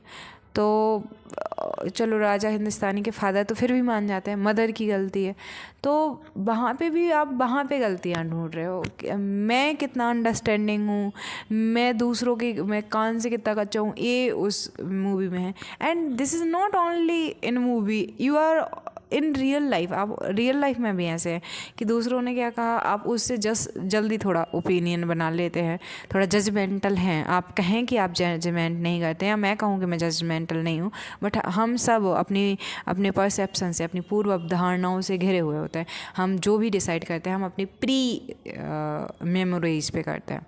तो ऐसा आप चाहते ना चाहते हुए नोइंगली अननोइंगली करते हैं। सो कि मतलब आप खुद सामने से बात करके ना, तो आपका जो कॉन्फ्लिक्ट मैनेजमेंट है उसमें इशू है। एक रिलेशनशिप के लिए क्या चाहिए होता है, चाहे भाई बहन के बीच का रिलेशनशिप हो, मम्मी पापा के साथ रिलेशनशिप हो, आपके अपने बच्चों के साथ रिलेशनशिप हो, अपने कलीग के साथ, अपने प्रोफेशनल पर्सनल लाइफ के किसी भी इंसान के साथ। तो रिलेशनशिप में 4-5 चीज़ें होती है। एक तो आप ट्रस्ट करते हैं कितना एक दूसरे पे, दूसरा कि आपकी लिसनिंग पावर कितनी अच्छी है, जो सामने वाला कह रहा है कि आप वही सुन रहे हैं या अर्थ का अनर्थ कर रहे हैं। उसने कहा कुछ है, आपने मीन कुछ और लिया है। तीसरा चीज़ होता है कि आप कॉन्फ्लिक्ट मैनेजमेंट में कैसे हैं, आप कोई भी जो बात है उसको इवॉल्व करते हैं या सॉल्व करते हैं, सॉल्व के साथ इवॉल्व होते हैं या नहीं होते हैं। तो और भी 2-4 चीज़ें हैं और वो बहुत आसानी से सीखी जा सकती हैं रिलेशनशिप के लिए, संबंधों के लिए। जैसे कि काम सूत्र है, एक बहुत अच्छा रिलेशनशिप पे जो पति पत्नी के बीच के संबंध हैं, काम सूत्र, वो अच्छा उसमें बनाया। जैसे मैंने भी अभी एक गलती की है, तो मैंने कहा था मैं ये नहीं देखती हूँ कि किसी ने क्या किया है तो कैसे किया है, ये देखती हूँ, और क्यों किया है ये कहती हूँ। तो वो मेरे ब्रेन में ये था कि मैंने ये कहा है कि मैं ये देखती हूँ कि उसने क्यों किया है और कैसे इसको जड़ से सॉल्व किया जा सकता है और इससे इन्वॉल्व होना है, ये मेरा वो है। लेकिन मुझे गलती से कुछ वर्ड्स पे मिस्टेक हो गया, ऐसा कुछ मैंने बोल दिया। तो होती हैं इंसानों से गलतियाँ, बट जैसे ही हमें रियलाइजेशन हो जाए, सेल्फ रियलाइजेशन कि हमने गलत किया है, सही किया है, उस अकॉर्डिंग हमें मूव लेना चाहिए। वो आपके अंदर, जैसे आपकी सबसे बड़ी जो खूबी है, पब्लिकली एक्सेप्ट करना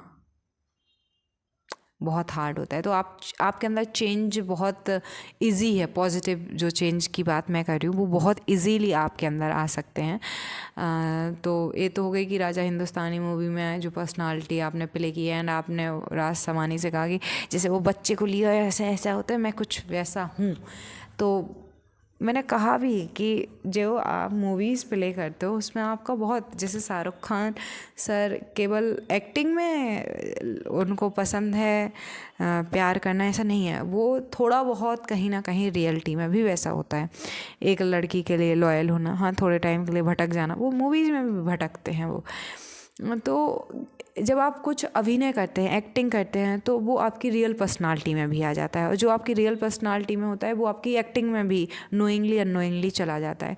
वो इतना, मतलब कि इतना जो छोटी लाइन है आपके एक्टिंग और आपकी रियल पर्सनालिटी के बीच, या मेरी एक्टिंग और मेरी पर्सनालिटी के बीच, कि बहुत जल्दी वो हो जाता है। क्योंकि कैरेमिनाटी जो है वो वही बनाएगा ना जो थोड़ा सा वो सोचता होगा, जो उसका गुस्सा आता होगा, वो एक उसकी पर्सनालिटी का पार्ट है। उसकी 50 पर्सनालिटी और पर्सनालिटी के फीचर्स होंगे, लेकिन उसका ए पर्सनालिटी वाला रूप उभरा। वैसे आपका एक पर्टिकुलर रूप उभरा परफेक्टनिस्ट का, शाहरुख खान सर का रोमांस का, सलमान खान का एक जो वैसा वाला है, अक्षय खन्ना का एक अलग है, अक्षय कुमार का एक अलग है कि वो डिसिप्लिन में है, सुनील शेट्टी का टू लॉयल्टी टू इमोशंस, बहुत जल्दी इंटेंसिवली हम लोग मतलब कि कनेक्ट कर जाती है ऑडियंस उनके साथ में। वैसे ही जितने भी क्रिएटर्स हैं, तो क्रिएशन में वो आपकी रियल पर्सनालिटी में एक बहुत पतली डोर होती है, आप कभी भी अपनी पर्सनालिटी से क्रिएशन के बीच का वो भूल जाते हैं। तो वो इश्क में ऐसे ही, क्या गलती, एक पिता कैसे शादी कर देगा आप बताइए, जिसके मम्मी पापा नहीं है, चलो कोई बात नहीं, लेकिन जिसके रहने खाने सब कुछ उसके दोस्त के दम पे है, कैसे कोई पिता अपनी लड़की की शादी के लिए हाँ बोल।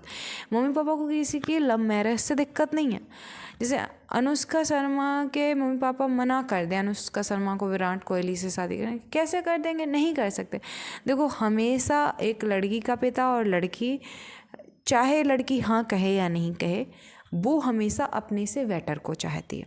अब अपने से बेटर का मतलब ये नहीं होता है कि पैसे से बेटर हो, ऐसा बेटर हो कि जो एक लड़की के अंदर कमी है या जो एक लड़की के अंदर इनसिक्योरिटी है, नोइंगली अननोइंगली, वो उसको बहुत अच्छे से एडमायर करे, उसको हेल्प करे अपग्रेड करने में। और एक लड़का भी कहीं ना कहीं यही देखता है, लेकिन वो साथ में ये देखता है कि ये मेरे बच्चे पैदा करने के लिए कितनी स्वीटेबल है, अननोइंगली। और ये क्योंकि पूरा जो जगत चल रहा है वो इसी पे चल रहा है कि सृजन क्या किया जाए। और सृजन मतलब चाहे इंसानों की प्रजाति हो, चाहे देखो एक पेड़ है तो उससे भी बीज निकलते हैं, मतलब पौधा फूल बीज, या दो जो भी जोड़े हैं उनसे एक नया बच्चा पैदा होता है, तो पूरी दुनिया सृजन ही कर रही है। तो एज अ मेल हमेशा ये देखता है, एक फीमेल भी वही देखती है कि उसका स्वभाव किससे मैच हो रहा है,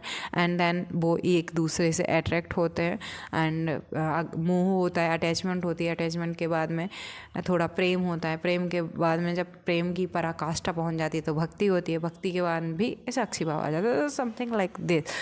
बट यहाँ पे भी प्रॉब्लम क्या है कि आप ये चाहते हो कि कोई आपसे शादी कर दे, यहाँ पे भी सेम है कि वो फाइनेंशियल एजुकेशन नहीं है। अब अगेन मैंने कहा था फाइनेंशियल एजुकेशन, मैंने कहा था एजुकेशन में हमने एक एकेडमिक्स एजुकेशन, एक financial education, emotional health education का तो कोई बात।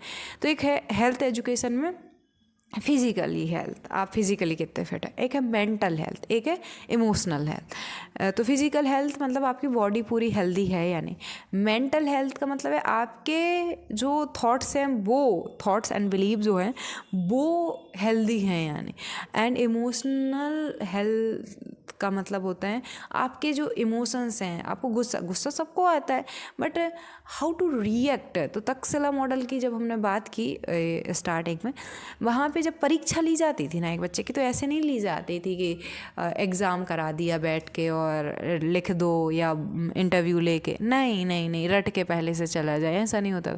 जैसे कि अगर एक बच्चे का देखना है कि इसका अहंकार कितना है, क्योंकि आप कितने ही पावरफुल हो, एलन मस्क हैं या आज दुनिया में बहुत सारे लोग, अगर उनमें अहंकार है तो वो विद्वान नहीं है, वो वास्तव में विद्या के धनी नहीं है, वो उनको विद्वान नहीं बोल सकते, क्योंकि विद्या का तो अर्थ ही होता है या विमुक्ति साविद्या, जो बंधनों से मुक्त करे। लेकिन अगर आप पर अहंकार का, आप पर भय का, क्रोध का, घृणा का, इन सब का आप पे बंधन है, तो आप विद्वान नहीं कहे जा सकते हैं किसी भी कारण से। तो यहाँ पे भाव की, इमोशंस की जो हेल्दीनेस है ये देखनी पड़ती है।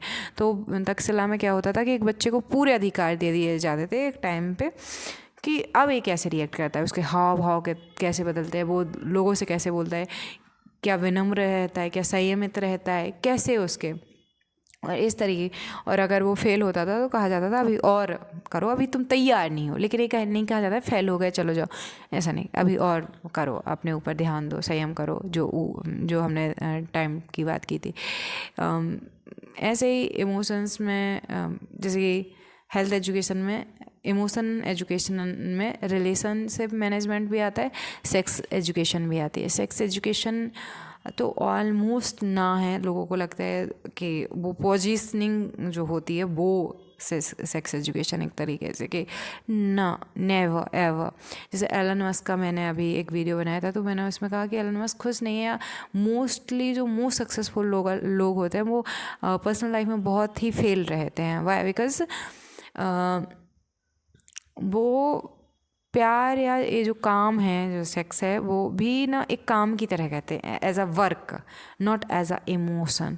तो जब तक आप इमोशनली आपका मन, आपकी आत्मा उसमें नहीं है, तो आप ना एक आदमी पे रुकेंगे और ना आप रियल प्लेजर महसूस कर पाएंगे। तो इस वजह से दिक्कत रही है। तो ये सब सिखाए नहीं हमने, बताओ, हाथ पकड़ के हम आ ABCD अल्फ़ाबेट सिखाते हैं, बट जो रियल ज़रूरत है, तो यहाँ पे मैं अगेन कहूँगी कि चाहे इश्क हो, चाहे राजा हिंदुस्तानी हो, चाहे वो कहते हैं मतलब कि जो जीता सिकंदर, एक और है जिसमें वो जूही चावला नहीं, एक वो है ना, एक हीरोइन जो, या जैसे एक और मूवी वो मन में भी ना एक तरीके से मन में वैसी कोई ख़ास गलती नहीं रहती है, लेकिन उनकी या किसी की खास गलती नहीं रहती, तो मूवी फ्लुएंटली चलती रहती है, तो वैसा नहीं है। लेकिन कमियां बाहर नहीं होती हैं, कमियां हमारे अंदर होती हैं। फिर आया 2000 के बाद का एरा, जहाँ पे 3 इडियट है, तारे ज़मीन पे है, PK है, दंगल है, और तो ठग्स ऑफ हिंदुस्तान, और वो फेल हो गई मूवी, क्या नाम है उसका, और धूम वगैरह हैं। तो धूम का तो चलो मैंने बात नहीं करूँगी, ये 2000 बाद के 3 इडियट और इन सब पे बात करते हैं करके कि इनमें क्या प्रॉब्लम है एक्चुअल में। क्योंकि कई लोगों को लगेगा कि वो तो पहले की मूवीज़ थी, खम्बे जैसी खड़ी है लड़की है, छड़ी है, तो वो ऑलरेडी सत्यमेव जयते कार्यक्रम में आमिर खान से मैच्योरिटी के साथ ये कह चुके हैं, एक्सेप्ट कर चुके हैं कि वो गलत था। तो इन सब पे तो 2000 पहले की जो फिल्में हैं वो खुद ही उस पर हैं। लेकिन 3 इडियट जिसके लिए हमेशा सराहा जाता है, उसमें भी बहुत बड़ी कमी है। तारे ज़मीन में भी कमी है, PK में भी कमी है, दंगल में भी कमी है। कमी मैं इस वैसी वाली बाहर वाली कमी नहीं बताऊंगी, मैं अंदर वाली कमी बताऊंगी। और जब आपकी पर्सनालिटी में वो कमियां नहीं रहेंगी, तो आपकी मूवीज़ में भी वो कमियां नहीं देखने के लिए मिलेंगी। अगेन लगान में वही सेम प्रॉब्लम है जो कि हम जो जीता वही सिकंदर में, कि पुअर, और हमने अंग्रेज़ों को गलत बना दिया।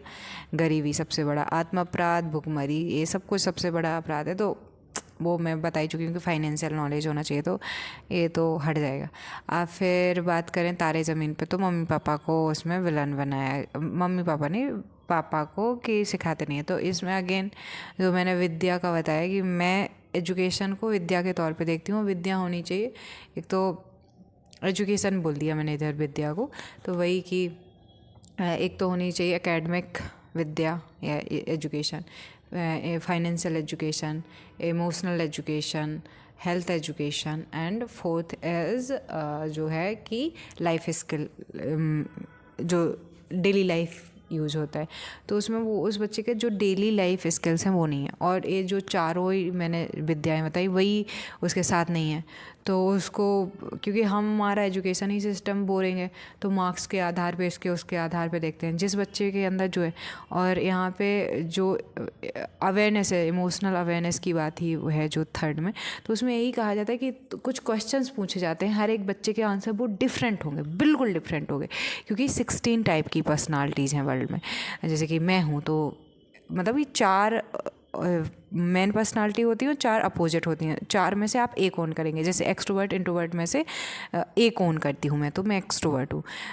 और जैसे कि एक होता है सेंसस बेस्ड लर्नर, एक होता है इंस्टीट्यूशन बेस्ड लर्नर, तो मैं इंस्टीट्यूशन बेस्ड लर्नर हूँ। डिसीजन मेकिंग में मैं फीलर और थिंकर में मैं फीलर हूँ। जजर और परसीवर में मैं परसीवर हूँ। तो मेरी जो एक लेटर ले लिया जाता है चारों में, ये दोनों एक इंसान में नहीं हो सकती। इंट्रोवर्ट और एक्सट्रोवर्ट एक इंसान नहीं हो सकता है।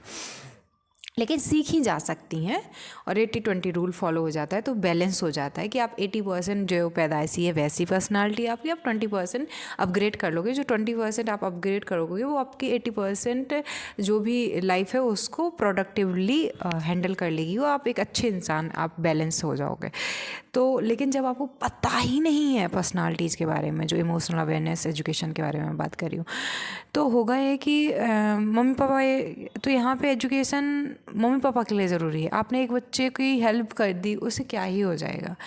तो जो हेल्प करनी है वो पूरे लोगों की, जब हमें हेल्प करनी है, क्योंकि मम्मी पापा, जैसे वो बच्चा तो जिस चीज़ का बीमार है वो तो हमें दिख ही भी रहा है, लेकिन जो सोसाइटी के पूरे पेरेंट्स बीमार हैं जिस चीज़ से, वो है कि उन्हें खुद विद्या नहीं है। उनके पेरेंट्स ने भी उन्हें ऐसे ही डांटा है, लेकिन उनको कोई नहीं आपके जैसा टीचर मिल गया था। तो और हार्डली है कि आप जैसा टीचर किसी और को भी मिले, तो फिर क्या सॉल्यूशन है। तो जो मैं कह रही हूँ ना, 16 टाइप की जो पर्सनालिटीज़ होती हैं, अगर मम्मी पापा को अवेयरनेस है, जैसे एक्सट्रोवर्ट है इंसान मेरे जैसा, तो वो बोलेगा, वो बिना बोले उसको मरा जैसा फील होगा, उसको कोई बोलने को रोकेगा ना तो ये उसकी लाइफ की सबसे बड़ी सज़ा होगी। और इंट्रोवर्ट से कोई बोलने के लिए बोलेगा तो बहुत बड़ी प्रॉब्लम होगी। तो जो पब्लिक स्पीकर है इंटरनली, अगर वो एक्सट्रोवर्ट है बट भले ही नहीं बोला है, उसको माइक मिलेगा, वो बोल लेगा, 2-4 मिनट या 2-4 बार पैर कपेंगे लेकिन बोलेगा। लेकिन जो इंट्रोवर्ट है, रियल में उसकी नेचर इंट्रोवर्ट की है, उसको क्यों बोलना हमें सिखाना है। इंट्रोवर्ट के भी अपनी खूबियाँ, एक्सट्रोवर्ट की भी अपनी खूबियाँ, एक्सट्रोवर्ट में भी कमियाँ, इंट्रोवर्ट में भी कमियाँ हैं। लेकिन अगर हम अपने स्वभाव के साथ सहज होते हैं तो बहुत सारी प्रॉब्लम्स ख़त्म हो जाती हैं। तो अगेन इस प्रॉब्लम का ये सॉल्यूशन था। 3 इडियट्स की बात करें तो आपने चतुर को उसमें विलन बना दिया, एजुकेशन सिस्टम को विलन बना दिया। एजुकेशन सिस्टम है भी उसके लायक और थोपने वाली चीज़ें, तो बिल्कुल बाकायदा सब कुछ बढ़िया है, लेकिन चतुर में आपको ऐसे एज ए पर्सन नहीं दिखना चाहिए। धीरू सहस्त्र बुद्धि, उनके साथ उनके पेरेंट्स ने भी ऐसा ही किया है। एंड सेम जो चीज़ मैंने वहाँ पे कही तारे ज़मीन के लिए, वही है यहाँ पे। और चतुर इंसान कितना चतुर है, मतलब कितना एक्सीलेंस है वो इस चीज़ में कि उसको चीज़ें याद हो जाती हैं, तो वो मेमोरी एक्सपर्ट बन सकता है। तो आपको उस मूवी में जो रणछोड़ दास चांचड़ है उसको हेल्प करनी थी साइलेंसर की, यानी कि जो उसका नाम है उस मूवी में, उसका एग्जैक्टली नाम क्या है याद नहीं आ रहा है। तो वो मतलब कि उसको हेल्प करनी थी, जैसे आपने उसको जो गिरा था, क्या नाम था, विरागी रागी और जो फहान है, तो आपने उन दोनों की हेल्प की ना उनके पेरेंट्स से। वैसे ही चतुर को कहते कि तुम्हारा स्वभाव है भाई मेमोराइज़ करना, this is a very fantastic, लेकिन आपने उसके साथ में क्या कर दिया, आपने 100 लोगों के सामने नहीं, पूरे कैंपस के सामने, जो आपके बाद में सेकंड नंबर पे था। तो एक तरह की ये जलन है, हिंसा है, भावनात्मक हिंसा, मानसिक हिंसा आपने उसके साथ की है। जो रैगिंग आपने स्टार्टिंग में अपने लिए तो बचा लिया, अपने आप को करंट उसको डालवा के, लेकिन जब बात आई आपकी तो आपने तो उसके साथ रैगिंग, ऐसी वाली रैगिंग की कि वो 10 साल बाद भी नहीं भूला आपकी उस रैगिंग को। बताइए, आप एक इतने इंटेलिजेंट इंसान को जो बस लैंग्वेज नहीं जानता, जैसे आप नहीं जानते हैं अभी फ्रांस लैंग्वेज, आप वहाँ पढ़ने चले गए, आपको ट्रांसलेशन करना है, आपको स्पीच देना है, कोई वही करे जो आपने चतुर के साथ किया, आपको कैसा महसूस होगा। हाँ, तो बहुत गलत उसमें आपने चतुर के साथ किया है। मतलब अगर चतुर की नज़र से पूरी मूवी बनाई जाती तो definitely you are a villain, because आपने उसके साथ गलत किया। अगेन वही जो मैंने सेम चीज़ें रिपीट की वही है। दंगल में भी आपने तो बाहर नहीं है कमी, रणछोड़ दास चांचड़ को अगर सुधारना ही है तो अपने आप को सुधारना चाहिए था, कि मतलब उसको उन धीरू सहस्त्र बुद्धि के साथ तो क्वेश्चन करना तो सही बात है, लेकिन चतुर के साथ जो किया वो तो रैगिंग बहुत ख़तरनाक वाली है, वो अलाउड नहीं होनी चाहिए। और तो बाहर नहीं है, तो जो मैंने तक्षशिला का मॉडल बनाया है ना, ध्यान, संयम, मौन, संवाद, question, self questioning, self discovery, उससे एक लेवल पे आप ये सारी जो स्टूपिडिटी हुई हैं वो नहीं होंगी। और जो मैंने विद्या का मॉडल बताया कि एजुकेशन होना चाहिए, जो एकेडमिक्स है, जो फाइनेंशियल एजुकेशन है, जो इमोशनल अवेयरनेस एजुकेशन है, जो हेल्थ एजुकेशन है और लाइफ स्किल एजुकेशन है, तो ये सारी प्रॉब्लम सॉल्व हो जाएंगी। अगेन लाइफ स्किल नॉलेज में और इमोशनल उसमें अगर आपका वो देखें, क्या कहते हैं, अरे नाम नहीं आ रहा है, दंगल मूवी, तो दंगल मूवी में आपने कोच को रॉन्ग कर दिया। कोच अपने आप में गलत तो है नहीं, तो वहाँ पे भी एक कमी के तौर पे, तो बाहर ही कमी हम देखते हैं। कमी कहाँ पे थी? कमी अगर हम फिक्स आउट भी करें तो गीता की स्टार्टिंग का जो अहंकार है, जो कुछ टाइम के लिए बहुत बढ़ गया था और उसका फोकस हट गया था, तो उस पे था, तो वो किससे ठीक हो सकता है? इमोशनल अवेयरनेस, जो अगेन विद्या में मैं बताई चुकी हूँ कि अहंकार, भय, क्रोध, ये सब हैं तो आपको विद्वान नहीं समझा जाएगा। तो आप बॉडी से बस फिजिकली फिट हैं और किसी को धर मार देते हैं, तो ये तो मतलब आपकी वीरता का प्रमाण नहीं हुई, आपकी विद्वता का प्रमाण नहीं हुई। क्योंकि आप कैसे भी इंसान हो, एक विवेक तभी आपके अंदर जागृत होगा जब सही विद्या आपके पास होगी, और सही विद्या तब होगी जब हम एक ऐसा सिस्टम बना सकें। अगेन पीके में भी बहुत गंभीर समस्या है। आपने कहा कि मंदिर मस्जिद में ये होता है वो होता है, चलो ये सब कुछ नहीं है। क्लबिंग पे आपने कोई मूवी नहीं बनाई, मैं आपकी आलोचना नहीं कर रही हूँ, समालोचक और शुभचिंतक हूँ। आप एक बार आज मंदिर जाइए, 1 घंटे जाकर जब बस बैठ जाइए, बैठते ही हैं लोग मंदिर में जाके, या अगर मंदिर में कृष्ण जी का मंदिर है तो वहाँ जो भजन कीर्तन हो रहा होगा उसके साथ डांस कीजिए, एनर्जी के साथ में, जो आरती गाई जाए वो गाई। एक बार मस्जिद जाइए, वहाँ पे जो कुरान होती है, आप 5 टाइम की कुरान जाके और मस्जिद में ही पढ़िए, क्योंकि आप मुस्लिम हैं, आपको अलाउड भी रहेगा। और जो सूफ़ियों का कव्वालियाँ हो रही हों, वहाँ पे जाके कव्वालियाँ गुनगुनाइए, सूफ़ी बन जाइए कुछ टाइम के लिए। जिस तरीके से वो फना हो जाते हैं उस तरीके से डांस कीजिए। आप जाइए एक बार चर्च जाइए, वहाँ पे मतलब कि जो भी वो कैंडल वगैरह करते हैं एंड वहाँ पे जो सॉन्ग गाया जाता है वो गाइए एक बार। फिर आप जाइए वहाँ पे, और सिख के यहाँ, पारसियों के मंदिर, जहाँ जहाँ जा सकते हैं, एंड अपने पूर्व अवधारणाओं को गिरा के एक बच्चे की तरह, न्यू लर्नर की तरह जाइए। आपको शांति, आनंद, कुछ समय के लिए ध्यान, मौन अपने आप घटित होगा, क्योंकि वो इस तरीके की संरचना है, इस तरीके का वो इन्वायरमेंट है कि यहाँ ऐसा ही होता है, तो ये होगा।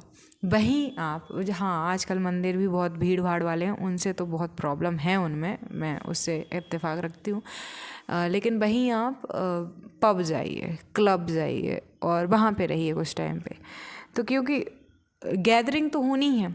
तो जो चाहे मंदिर है, चाहे मस्जिद है, चाहे गिरजाघर है, चाहे पारसियों का जो भी होता होगा, या जो सिख गुरुद्वारे हैं, या जो भी इस सांप्रदायिक, धार्मिक नहीं, धर्म का तो अर्थ ही होता है सबके लिए धारण करने योग, तो धर्म गलत नहीं है, ये तो संप्रदाय हैं सारे के सारे। तो क्या कह रही थी मैं, हाँ, तो इधर आप जाओगे ना तो आपको शांति मिलेगी, लेकिन लोगों को तो गैदर होना ही है। तो जैसे मंदिर लोग इसलिए बस नहीं जाते हैं कि उन्हें भगवान से मिलना है, इसलिए जाते हैं कि 4 अपने जैसे लोग मिल जाते हैं। योगा करने के लिए लोग जाते हैं क्योंकि अपने जैसे 4 लोग मिल जाते हैं, थोड़ी बातें हो जाती है, तो सामाजिक संरचना थोड़ी ज़्यादा है। विवेक सर ने भी कहा था, विकास सर ने भी कहा था, and I also feel like this. जब भी मंदिर आप जाएंगे, कोई भी जाएगा, तो एक काइंड ऑफ एनर्जी होती है वहाँ पे, जो शांति आपको मिलती है थोड़ी सी।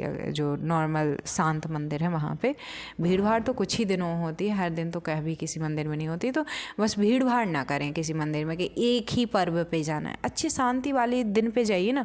जैसे कि पर्टिकुलरली मंगल और शनिवार को हनुमान जी के मंदिर में बहुत भीड़ होती है, सोमवार को शिव जी के मंदिर में भीड़ होती है, गुरुवार को, तो वहाँ व्यवस्था व्यवस्थित कर देते हैं लोग। लेकिन अगर नॉर्मली देखा जाए तो मंदिर काफ़ी अच्छे होते हैं। जब कोई कृष्ण का भजन गा रहा होता है तो वो प्रेम हो जाता है, वो प्रेममय हो जाता है। आपको तो खुद से प्रेम करना नहीं आता, तो आप वो नहीं हो पाएगा। लेकिन आप अगर प्रेम हो जाएं, सूफियों की तरह नाचें, फना हो जाएं, अपने आप को खुदा में फना कर दें, तो वही आपको मज़ा आएगा।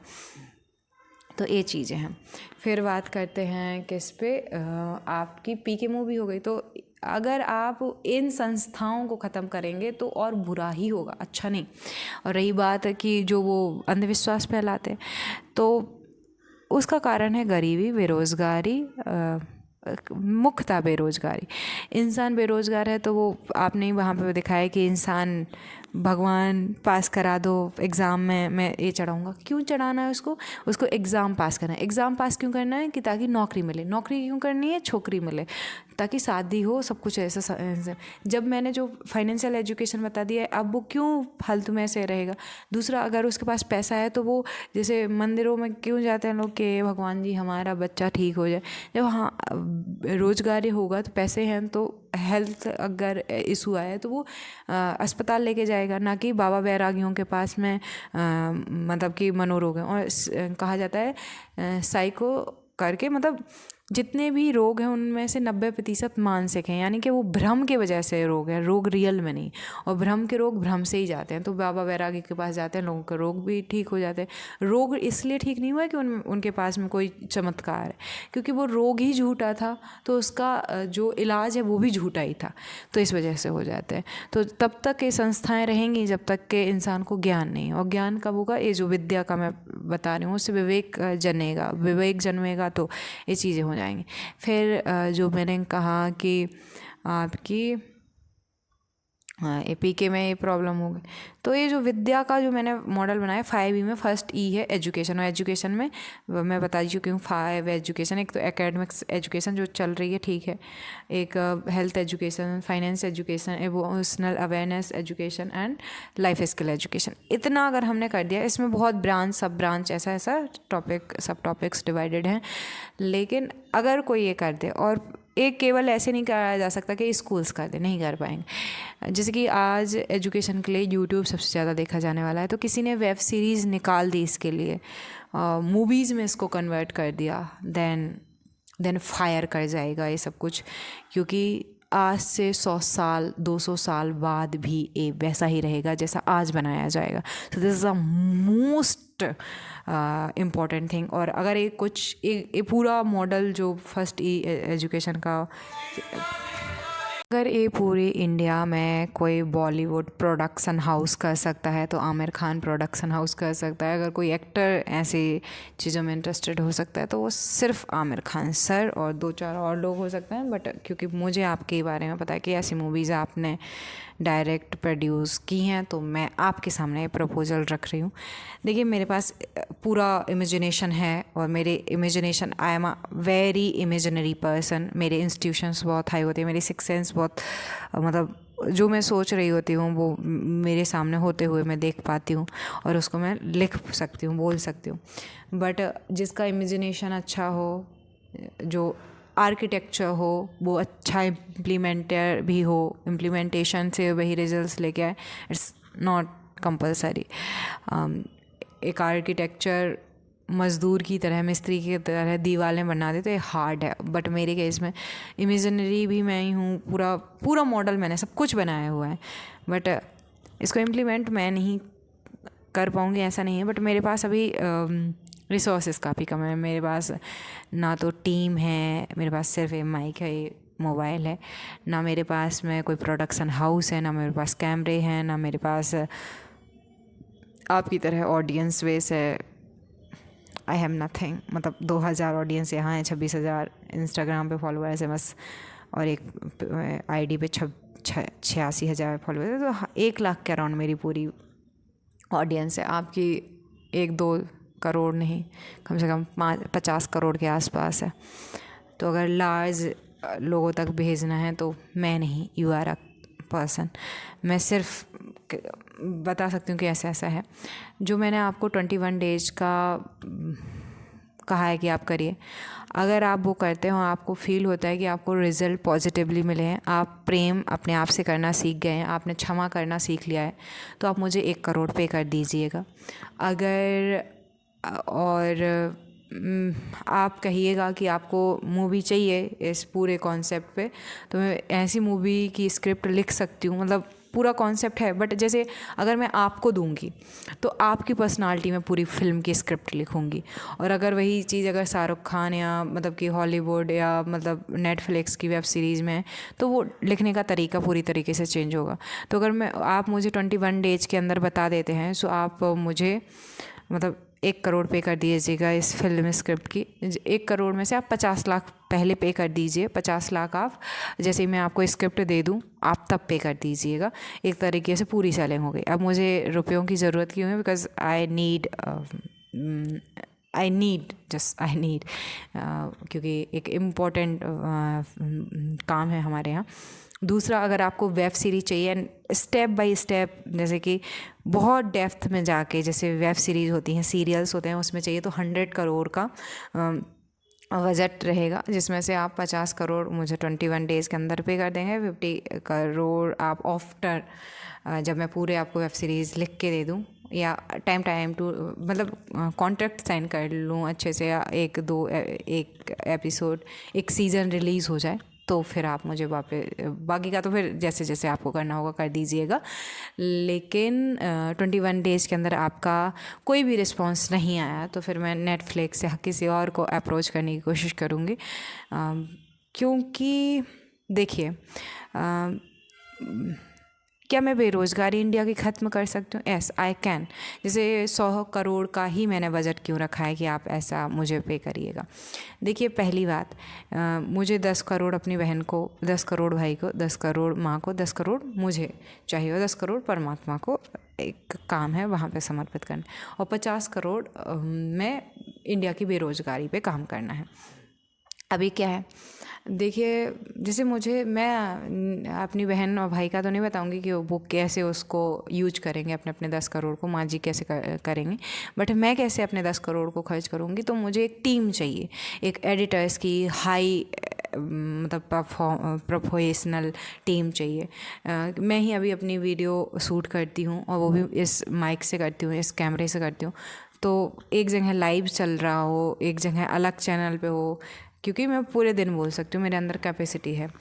अभी मेरे थॉट्स हैं, तो निर्विचार होने से पहले, मौन होने से पहले मैं सोच रही हूँ जो मेरे विचार हैं वो मैं सब निकाल दूँ, वरना वो इधर ही दब के रह जाएंगे मेरे अंदर, वो भाव, वो विचार, वो कर्म। तो मैं चाह रही हूँ कि जो है उसको निकाल दिया जाए, और इसी वजह से मैं इतना बोल रही हूँ, मतलब इतना ज़्यादा बोलती रहती हूँ। सो इसमें मैं अपना एक टीम बनानी है, और तो उसके लिए पैसे चाहिए, एंड जो रिसोर्सेस हैं, जैसे कि कंपनी बनानी पड़ेगी इतने बड़े लेवल पे। फिर वो ऐसे तो काम नहीं होगा, तो एजेंसी कंपनी बनानी है, टीम ही वो कंपनी भी बनाएगी। मैं सिर्फ बोलने का काम करना चाहती हूँ, और जो लीडरशिप है वो संभालना चाहती हूँ। और जैसे कि कैमरे चाहिए होंगे, बहुत सारे माइक्स चाहिए होंगे, डिफरेंट कल्चर्स पे मैं काम करना चाहती हूँ। दुनिया के हर एक देश पे एक चैनल बनाना चाहती हूँ। मैं दुनिया की हर एक लगभग लैंग्वेजेस सीखना चाहती हूँ, तो उस पर एक चैनल बनाना चाहती हूँ। इन दुनिया में पूरे 210 के अराउंड देश है, मतलब यूएन कुछ को रिकॉग्नाइज नहीं करता है, तो उनको एज अ कंट्री कंसीडर नहीं किया जाता। जैसे ताइवान है, फ़िलिस्तीन है, तो इनको यूएन ने वो नहीं दिया है। तो उन हर एक देश पे वो बनाना है, वीडियो बनाना है। फिर उनका ज्योग्राफिकल, पॉलिटिकल जो भी बिहेवियर है, वहाँ की जो संस्कृति है, सबको मैं जानना चाहती हूँ। ऐसे ही दुनिया भर की जितने देश हैं, लगभग उससे दुगनी लैंग्वेजेस हैं। तो पूरी तो नहीं, लेकिन कम से कम 20-30 लैंग्वेज जो मुख्यतः हैं, तो वो मैं सीखना चाहती हूँ। तो उस पर भी यूट्यूब पे वीडियोज़ बनाना चाहती हूँ, और मैं ही कहाँ तक हैंडल करूँगी।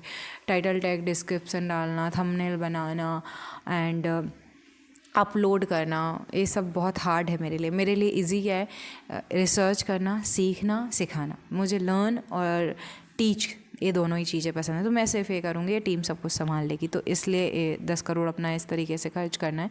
हाँ, एक छोटा सा घर लेना है, और मुझे क्योंकि घर का काम नहीं आता, तो मुझे वहाँ पे एक थोड़ा हेल्प के लिए, लेकिन वैसे मैं खुद बना भी सकती हूँ अपने खाने लायक तो। और 50 करोड़ जो भाई बहन के बाद में बचेंगे उसका मैं क्या करूँगी, मुझे इंडिया की बेरोज़गारी को कम्प्लीटली ख़त्म करना है अपने मरने से पहले। तो जो मेरी टीम होगी, एक अलग टीम होगी, वो टीम होगी कि बेरोज़गारी पे काम करे होगी, और वो इस तरीके से काम करेगी कि देखो जो मैंने बताया ना कि फाइनेंशियल एजुकेशन, तो हर एक इंसान अपना चैनल, अपना इंस्टाग्राम पेज, FB पेज, अपना ऐप, अपना वेबसाइट, अपना ई बुक स्टोर, मतलब अपना ई-कॉमर्स स्टोर, ई बुक, अपना ब्रांड नहीं बना सकता, लेकिन हम बना के दे सकते हैं। कैसे? जैसे कि एक एग्ज़ाम्पल के तौर पे देख लेते हैं कि यूपी है या राजस्थान है या हरियाणा है, तो हरियाणा एक स्टेट हो गया, तो एक स्टेट का चैनल बनाया, फिर स्टेट के हर एक ज़िले का चैनल बनाया, ज़िले नहीं, पहले संभाग का चैनल बनाया, संभाग के फिर ज़िलों का चैनल बनाया, फिर मतलब कि ब्लॉक का चैनल बनाया, तहसील का चैनल बनाया, फिर गांव का चैनल बनाया। तो ये तो हो गया ज्योग्राफिकली। फिर उस हर एक गांव के हर एक व्यक्ति का एक एक चैनल बनाया उसके नाम से। तो क्या होगा इससे फ़ायदा? उसका चैनल बन गया तो उसको मतलब कि ये पैसा आएगा तो उसको 50% दे देंगे, 50% जो ये पूरी टीम में लोग लगे रहेंगे काम करने के लिए तो वो रखेंगे, मतलब उनको मतलब कि सैलरी भी तो सबको पे करनी है, लेकिन एक बार सेटअप करने के लिए 50 करोड़ तो चाहिए, लेकिन इसको लॉन्ग टर्म में रन करने के लिए भी तो 50% वो रखेंगे, 50% उनको दे देंगे। तो हर एक व्यक्ति को ब्रांड बनाया जा सकता है।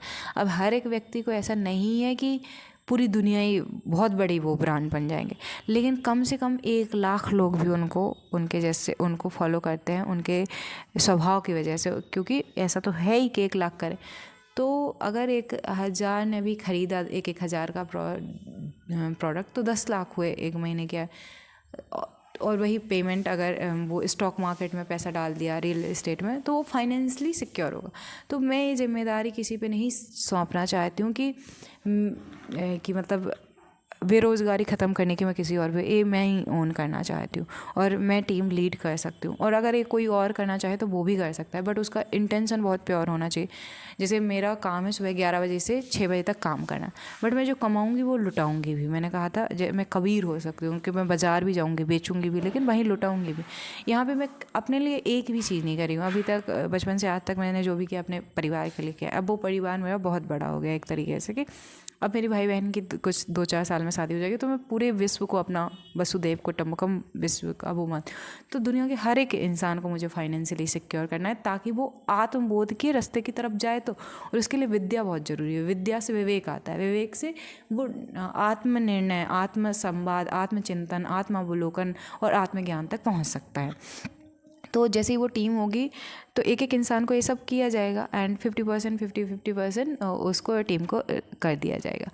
और इस तरीके से ऑलमोस्ट नेक्स्ट 5 इयर्स में बेरोज़गारी ऑलमोस्ट फिनिश हो जाएगी। अब इससे फ़ायदा क्या है? एक तो इंसान के साथ गलत कब होता है और वो गलत कब करता है। जैसे एक इंसान की कोई पहचान नहीं है तो वो किसी को भी छुरा मार के और निकल जाता है। क्यों? क्योंकि उसकी कोई पहचान नहीं है, उसकी कोई रेप्यूटेशन ख़राब नहीं होगी, वो रेप करके चला जाता है, क्या ही ख़राब होगा, कुछ गलत नहीं होगा। लेकिन अगर वही इंसान को 1 लाख लोग जानते हैं तो वो गलत करने से डरेगा। और दूसरा, जब वो फाइनेंशियली सिक्योर है तो वो पैसे के लिए तो ऐसे काम करेगा नहीं, वो विद्या में वो होगा तो उसको इन सब से वैसे भी मतलब नहीं रहेगा। तो इस वजह से भी अच्छा है। और उसके साथ भी गलत नहीं हो सकता। एक इंसान के साथ गलत क्यों होता है? क्योंकि उसकी कोई आवाज़ नहीं है, उसके हक में कोई बोलने वाला नहीं है। लेकिन अगर 1 लाख से लेकर और 1 करोड़ तक के लोग उसको जानते हैं तो उसके साथ किसी के अंदर हिम्मत नहीं है गलत करने की, क्योंकि उसके साथ गलत होगा, 1 लाख लोग उसको जानते हैं। तो फिर पुलिस व्यवस्था अपने आप, कानून व्यवस्था अपने आप और सब कुछ अपने आप व्यवस्थित होता चला जाएगा। तो ये मेरी पूरी की पूरी वो है और मुझे लगता है कि ये हो सकता है, पूरी तरीके से संभव है, आसान है। और अगर 21 डेज़ के अंदर आपकी तरफ से कोई रिस्पांस नहीं आया तो मैं नेटफ्लिक्स को अप्रोच करूँगी। मैं हॉलीवुड में जो इतने भी स्टेजेस हैं, क्योंकि मैं सोल जैसी, द सीक्रेट जैसी और the self discovery, self awareness करके कुछ मूवीज़ हैं जो हॉलीवुड की, वैसी मूवीज़ लिख सकती हूँ। तो वहाँ पे मैं इसको अप्रोच करूँगी। ये कोई वो नहीं है, वार्निंग नहीं दे रही हूँ, रिक्वेस्ट कर रही हूँ, because I don't have time. मैं निर्विचार हूँ, मैं मौन हूँ, उससे पहले जो मेरे थॉट्स हैं वो मुझे रखने हैं। तो ये पूरा का पूरा मेरे ब्रेन में, साथ में जैसे कि भूखमरी है बहुत ज़्यादा, तो यहाँ पे मेरा कॉन्सेप्ट ये है कि 50 करोड़ में से 30 करोड़ में बेरोज़गारी पे लगाऊंगी और भूखमरी पे लगाऊंगी 20 करोड़। एक ऐसे क्या करूँगी मैं करने वाली हूँ कि जैसे कि हर एक जैसे कि ये सिटी है भोपाल, तो यहाँ पे हर 1 किलो के रेडियस में एक रसोई खोलूँगी, माँ की रसोई या कुछ भी ऐसे नाम से मैं खोलूँगी, या कोई भी खोले, बस मेरा अप्रोच करने का ये है। तो वहाँ पे क्या रहेगा कि एक आईडी कार्ड रहेगा, आओ, और 1000 महीने का, या डिपेंड करेगा पर्सन टू मतलब कि एक इंसान 1000 रुपये में वो पूरे महीने खा सकता है। और सुबह से उसको ब्रेकफास्ट मिलेगा, ब्रेकफास्ट में उसको ड्राई फ्रूट्स वगैरह मिलेंगे 8 बजे तक के टाइम से पहले तक, और 8 से 10 बजे तक उसको नाश्ता, मतलब पोहे हो गया, ऐसे 10-15 टाइप के वो बनाए दिए जाएंगे, और 10 मतलब ऐसे खाना भी, और किसी भी टाइम आके वो खा सकते हैं, होटल की तरह रहेगा। तो वो वहाँ पे आईडी कार्ड दिखाएंगे, आई से स्कैन होगा, और वो कितने ही टाइम खा सकता है खाना। एक क्या है, इससे कितनी प्रॉब्लम सॉल्व होगी। फर्स्ट तो है हेल्थ इशू क्यों आ रहा है। हेल्थ इशू इसलिए आ रहा है क्योंकि हम बहुत गलत चीज़ें खा रहे हैं, और जो खाना वहाँ पे बनेगा तो वहीं पे हमारा ही या जो भी लोग बनाएंगे ऐसा, तो वो प्योर जो वेजिटेबल्स होंगी जैविक कृषि द्वारा हो ही जाएंगी, क्योंकि इससे जो बनेगा उससे जैविक हम ऊर्जा बनाएंगे, बायोगैस, और मतलब कि सब्जियां वगैरह उगाएंगे। तो जो कच्ची सब्जियां हैं जैसे कि फल फ्रूट्स हैं वो भी उन्हें खाने के लिए मिल जाएगा वहाँ पे। और दूसरा ये है कि उन्हें मतलब कि जो खाना मिलेगा वो भी बिल्कुल प्योर मिलेगा, जितनी गेहूँ है वो सब कुछ वहीं उगाई जाएगी। मतलब शहर से थोड़ा दूरी पे 2-4 किलोमीटर की दूरी पे 10-15 एकड़ ज़मीन खरीद लेंगे और ऐसी रसोइयाँ चला देंगे, तो हर एक एकड़, हर एक 1 किलोमीटर के अंदर पे। तो लोग जाएंगे पैदल या कैसे भी जाके खाएं, एक रूटीन बना लें अपना अपना, और उसमें स्कैन होगा तो पर पर्सन टू पर्सन आएगा। तो और ऐसा नहीं है कि घर लेके जा सकते हो, उधर ही खाओ जितना खाना है। तो यहाँ पे 2 प्रॉब्लम सॉल्व हो जाएंगी। एक तो महिला सशक्तिकरण हो जाएगा, क्योंकि हर एक औरत को नहीं है खाना बनाना पसंद, बट वो बना रही है, और हर एक आदमी को भी ऐसा नहीं है कि खाना बनाना नहीं है पसंद, उन्हें भी पसंद है। तो जिन्हें खाना पसंद होगा उनका ही एज आ रसोइया, एज आ माँ वहाँ पे होगा, और जो परसेंगे वो भी बहुत प्यार से परसेंगे, और जो खाना खाया जाएगा तो बहुत हेल्दी खाना जब जाएगा, तो आहार जब अच्छा होता है तो व्यवहार अच्छा होता जाता है। तो ऐसा है। और विद्या के लिए मैंने बताई है कि मुझे स्कूल्स ओपन करने हैं, मैं पहले ही बता चुकी हूँ, लेकिन अगर मैं नहीं ओपन कर पाऊँ तो एक कम से कम सीरीज़, मूवी, ये सब कुछ चला जाए, तो ये मेरा प्लान है। बाकी गॉड ग्रेस, धन्यवाद आप सभी का मुझे सुनने के लिए।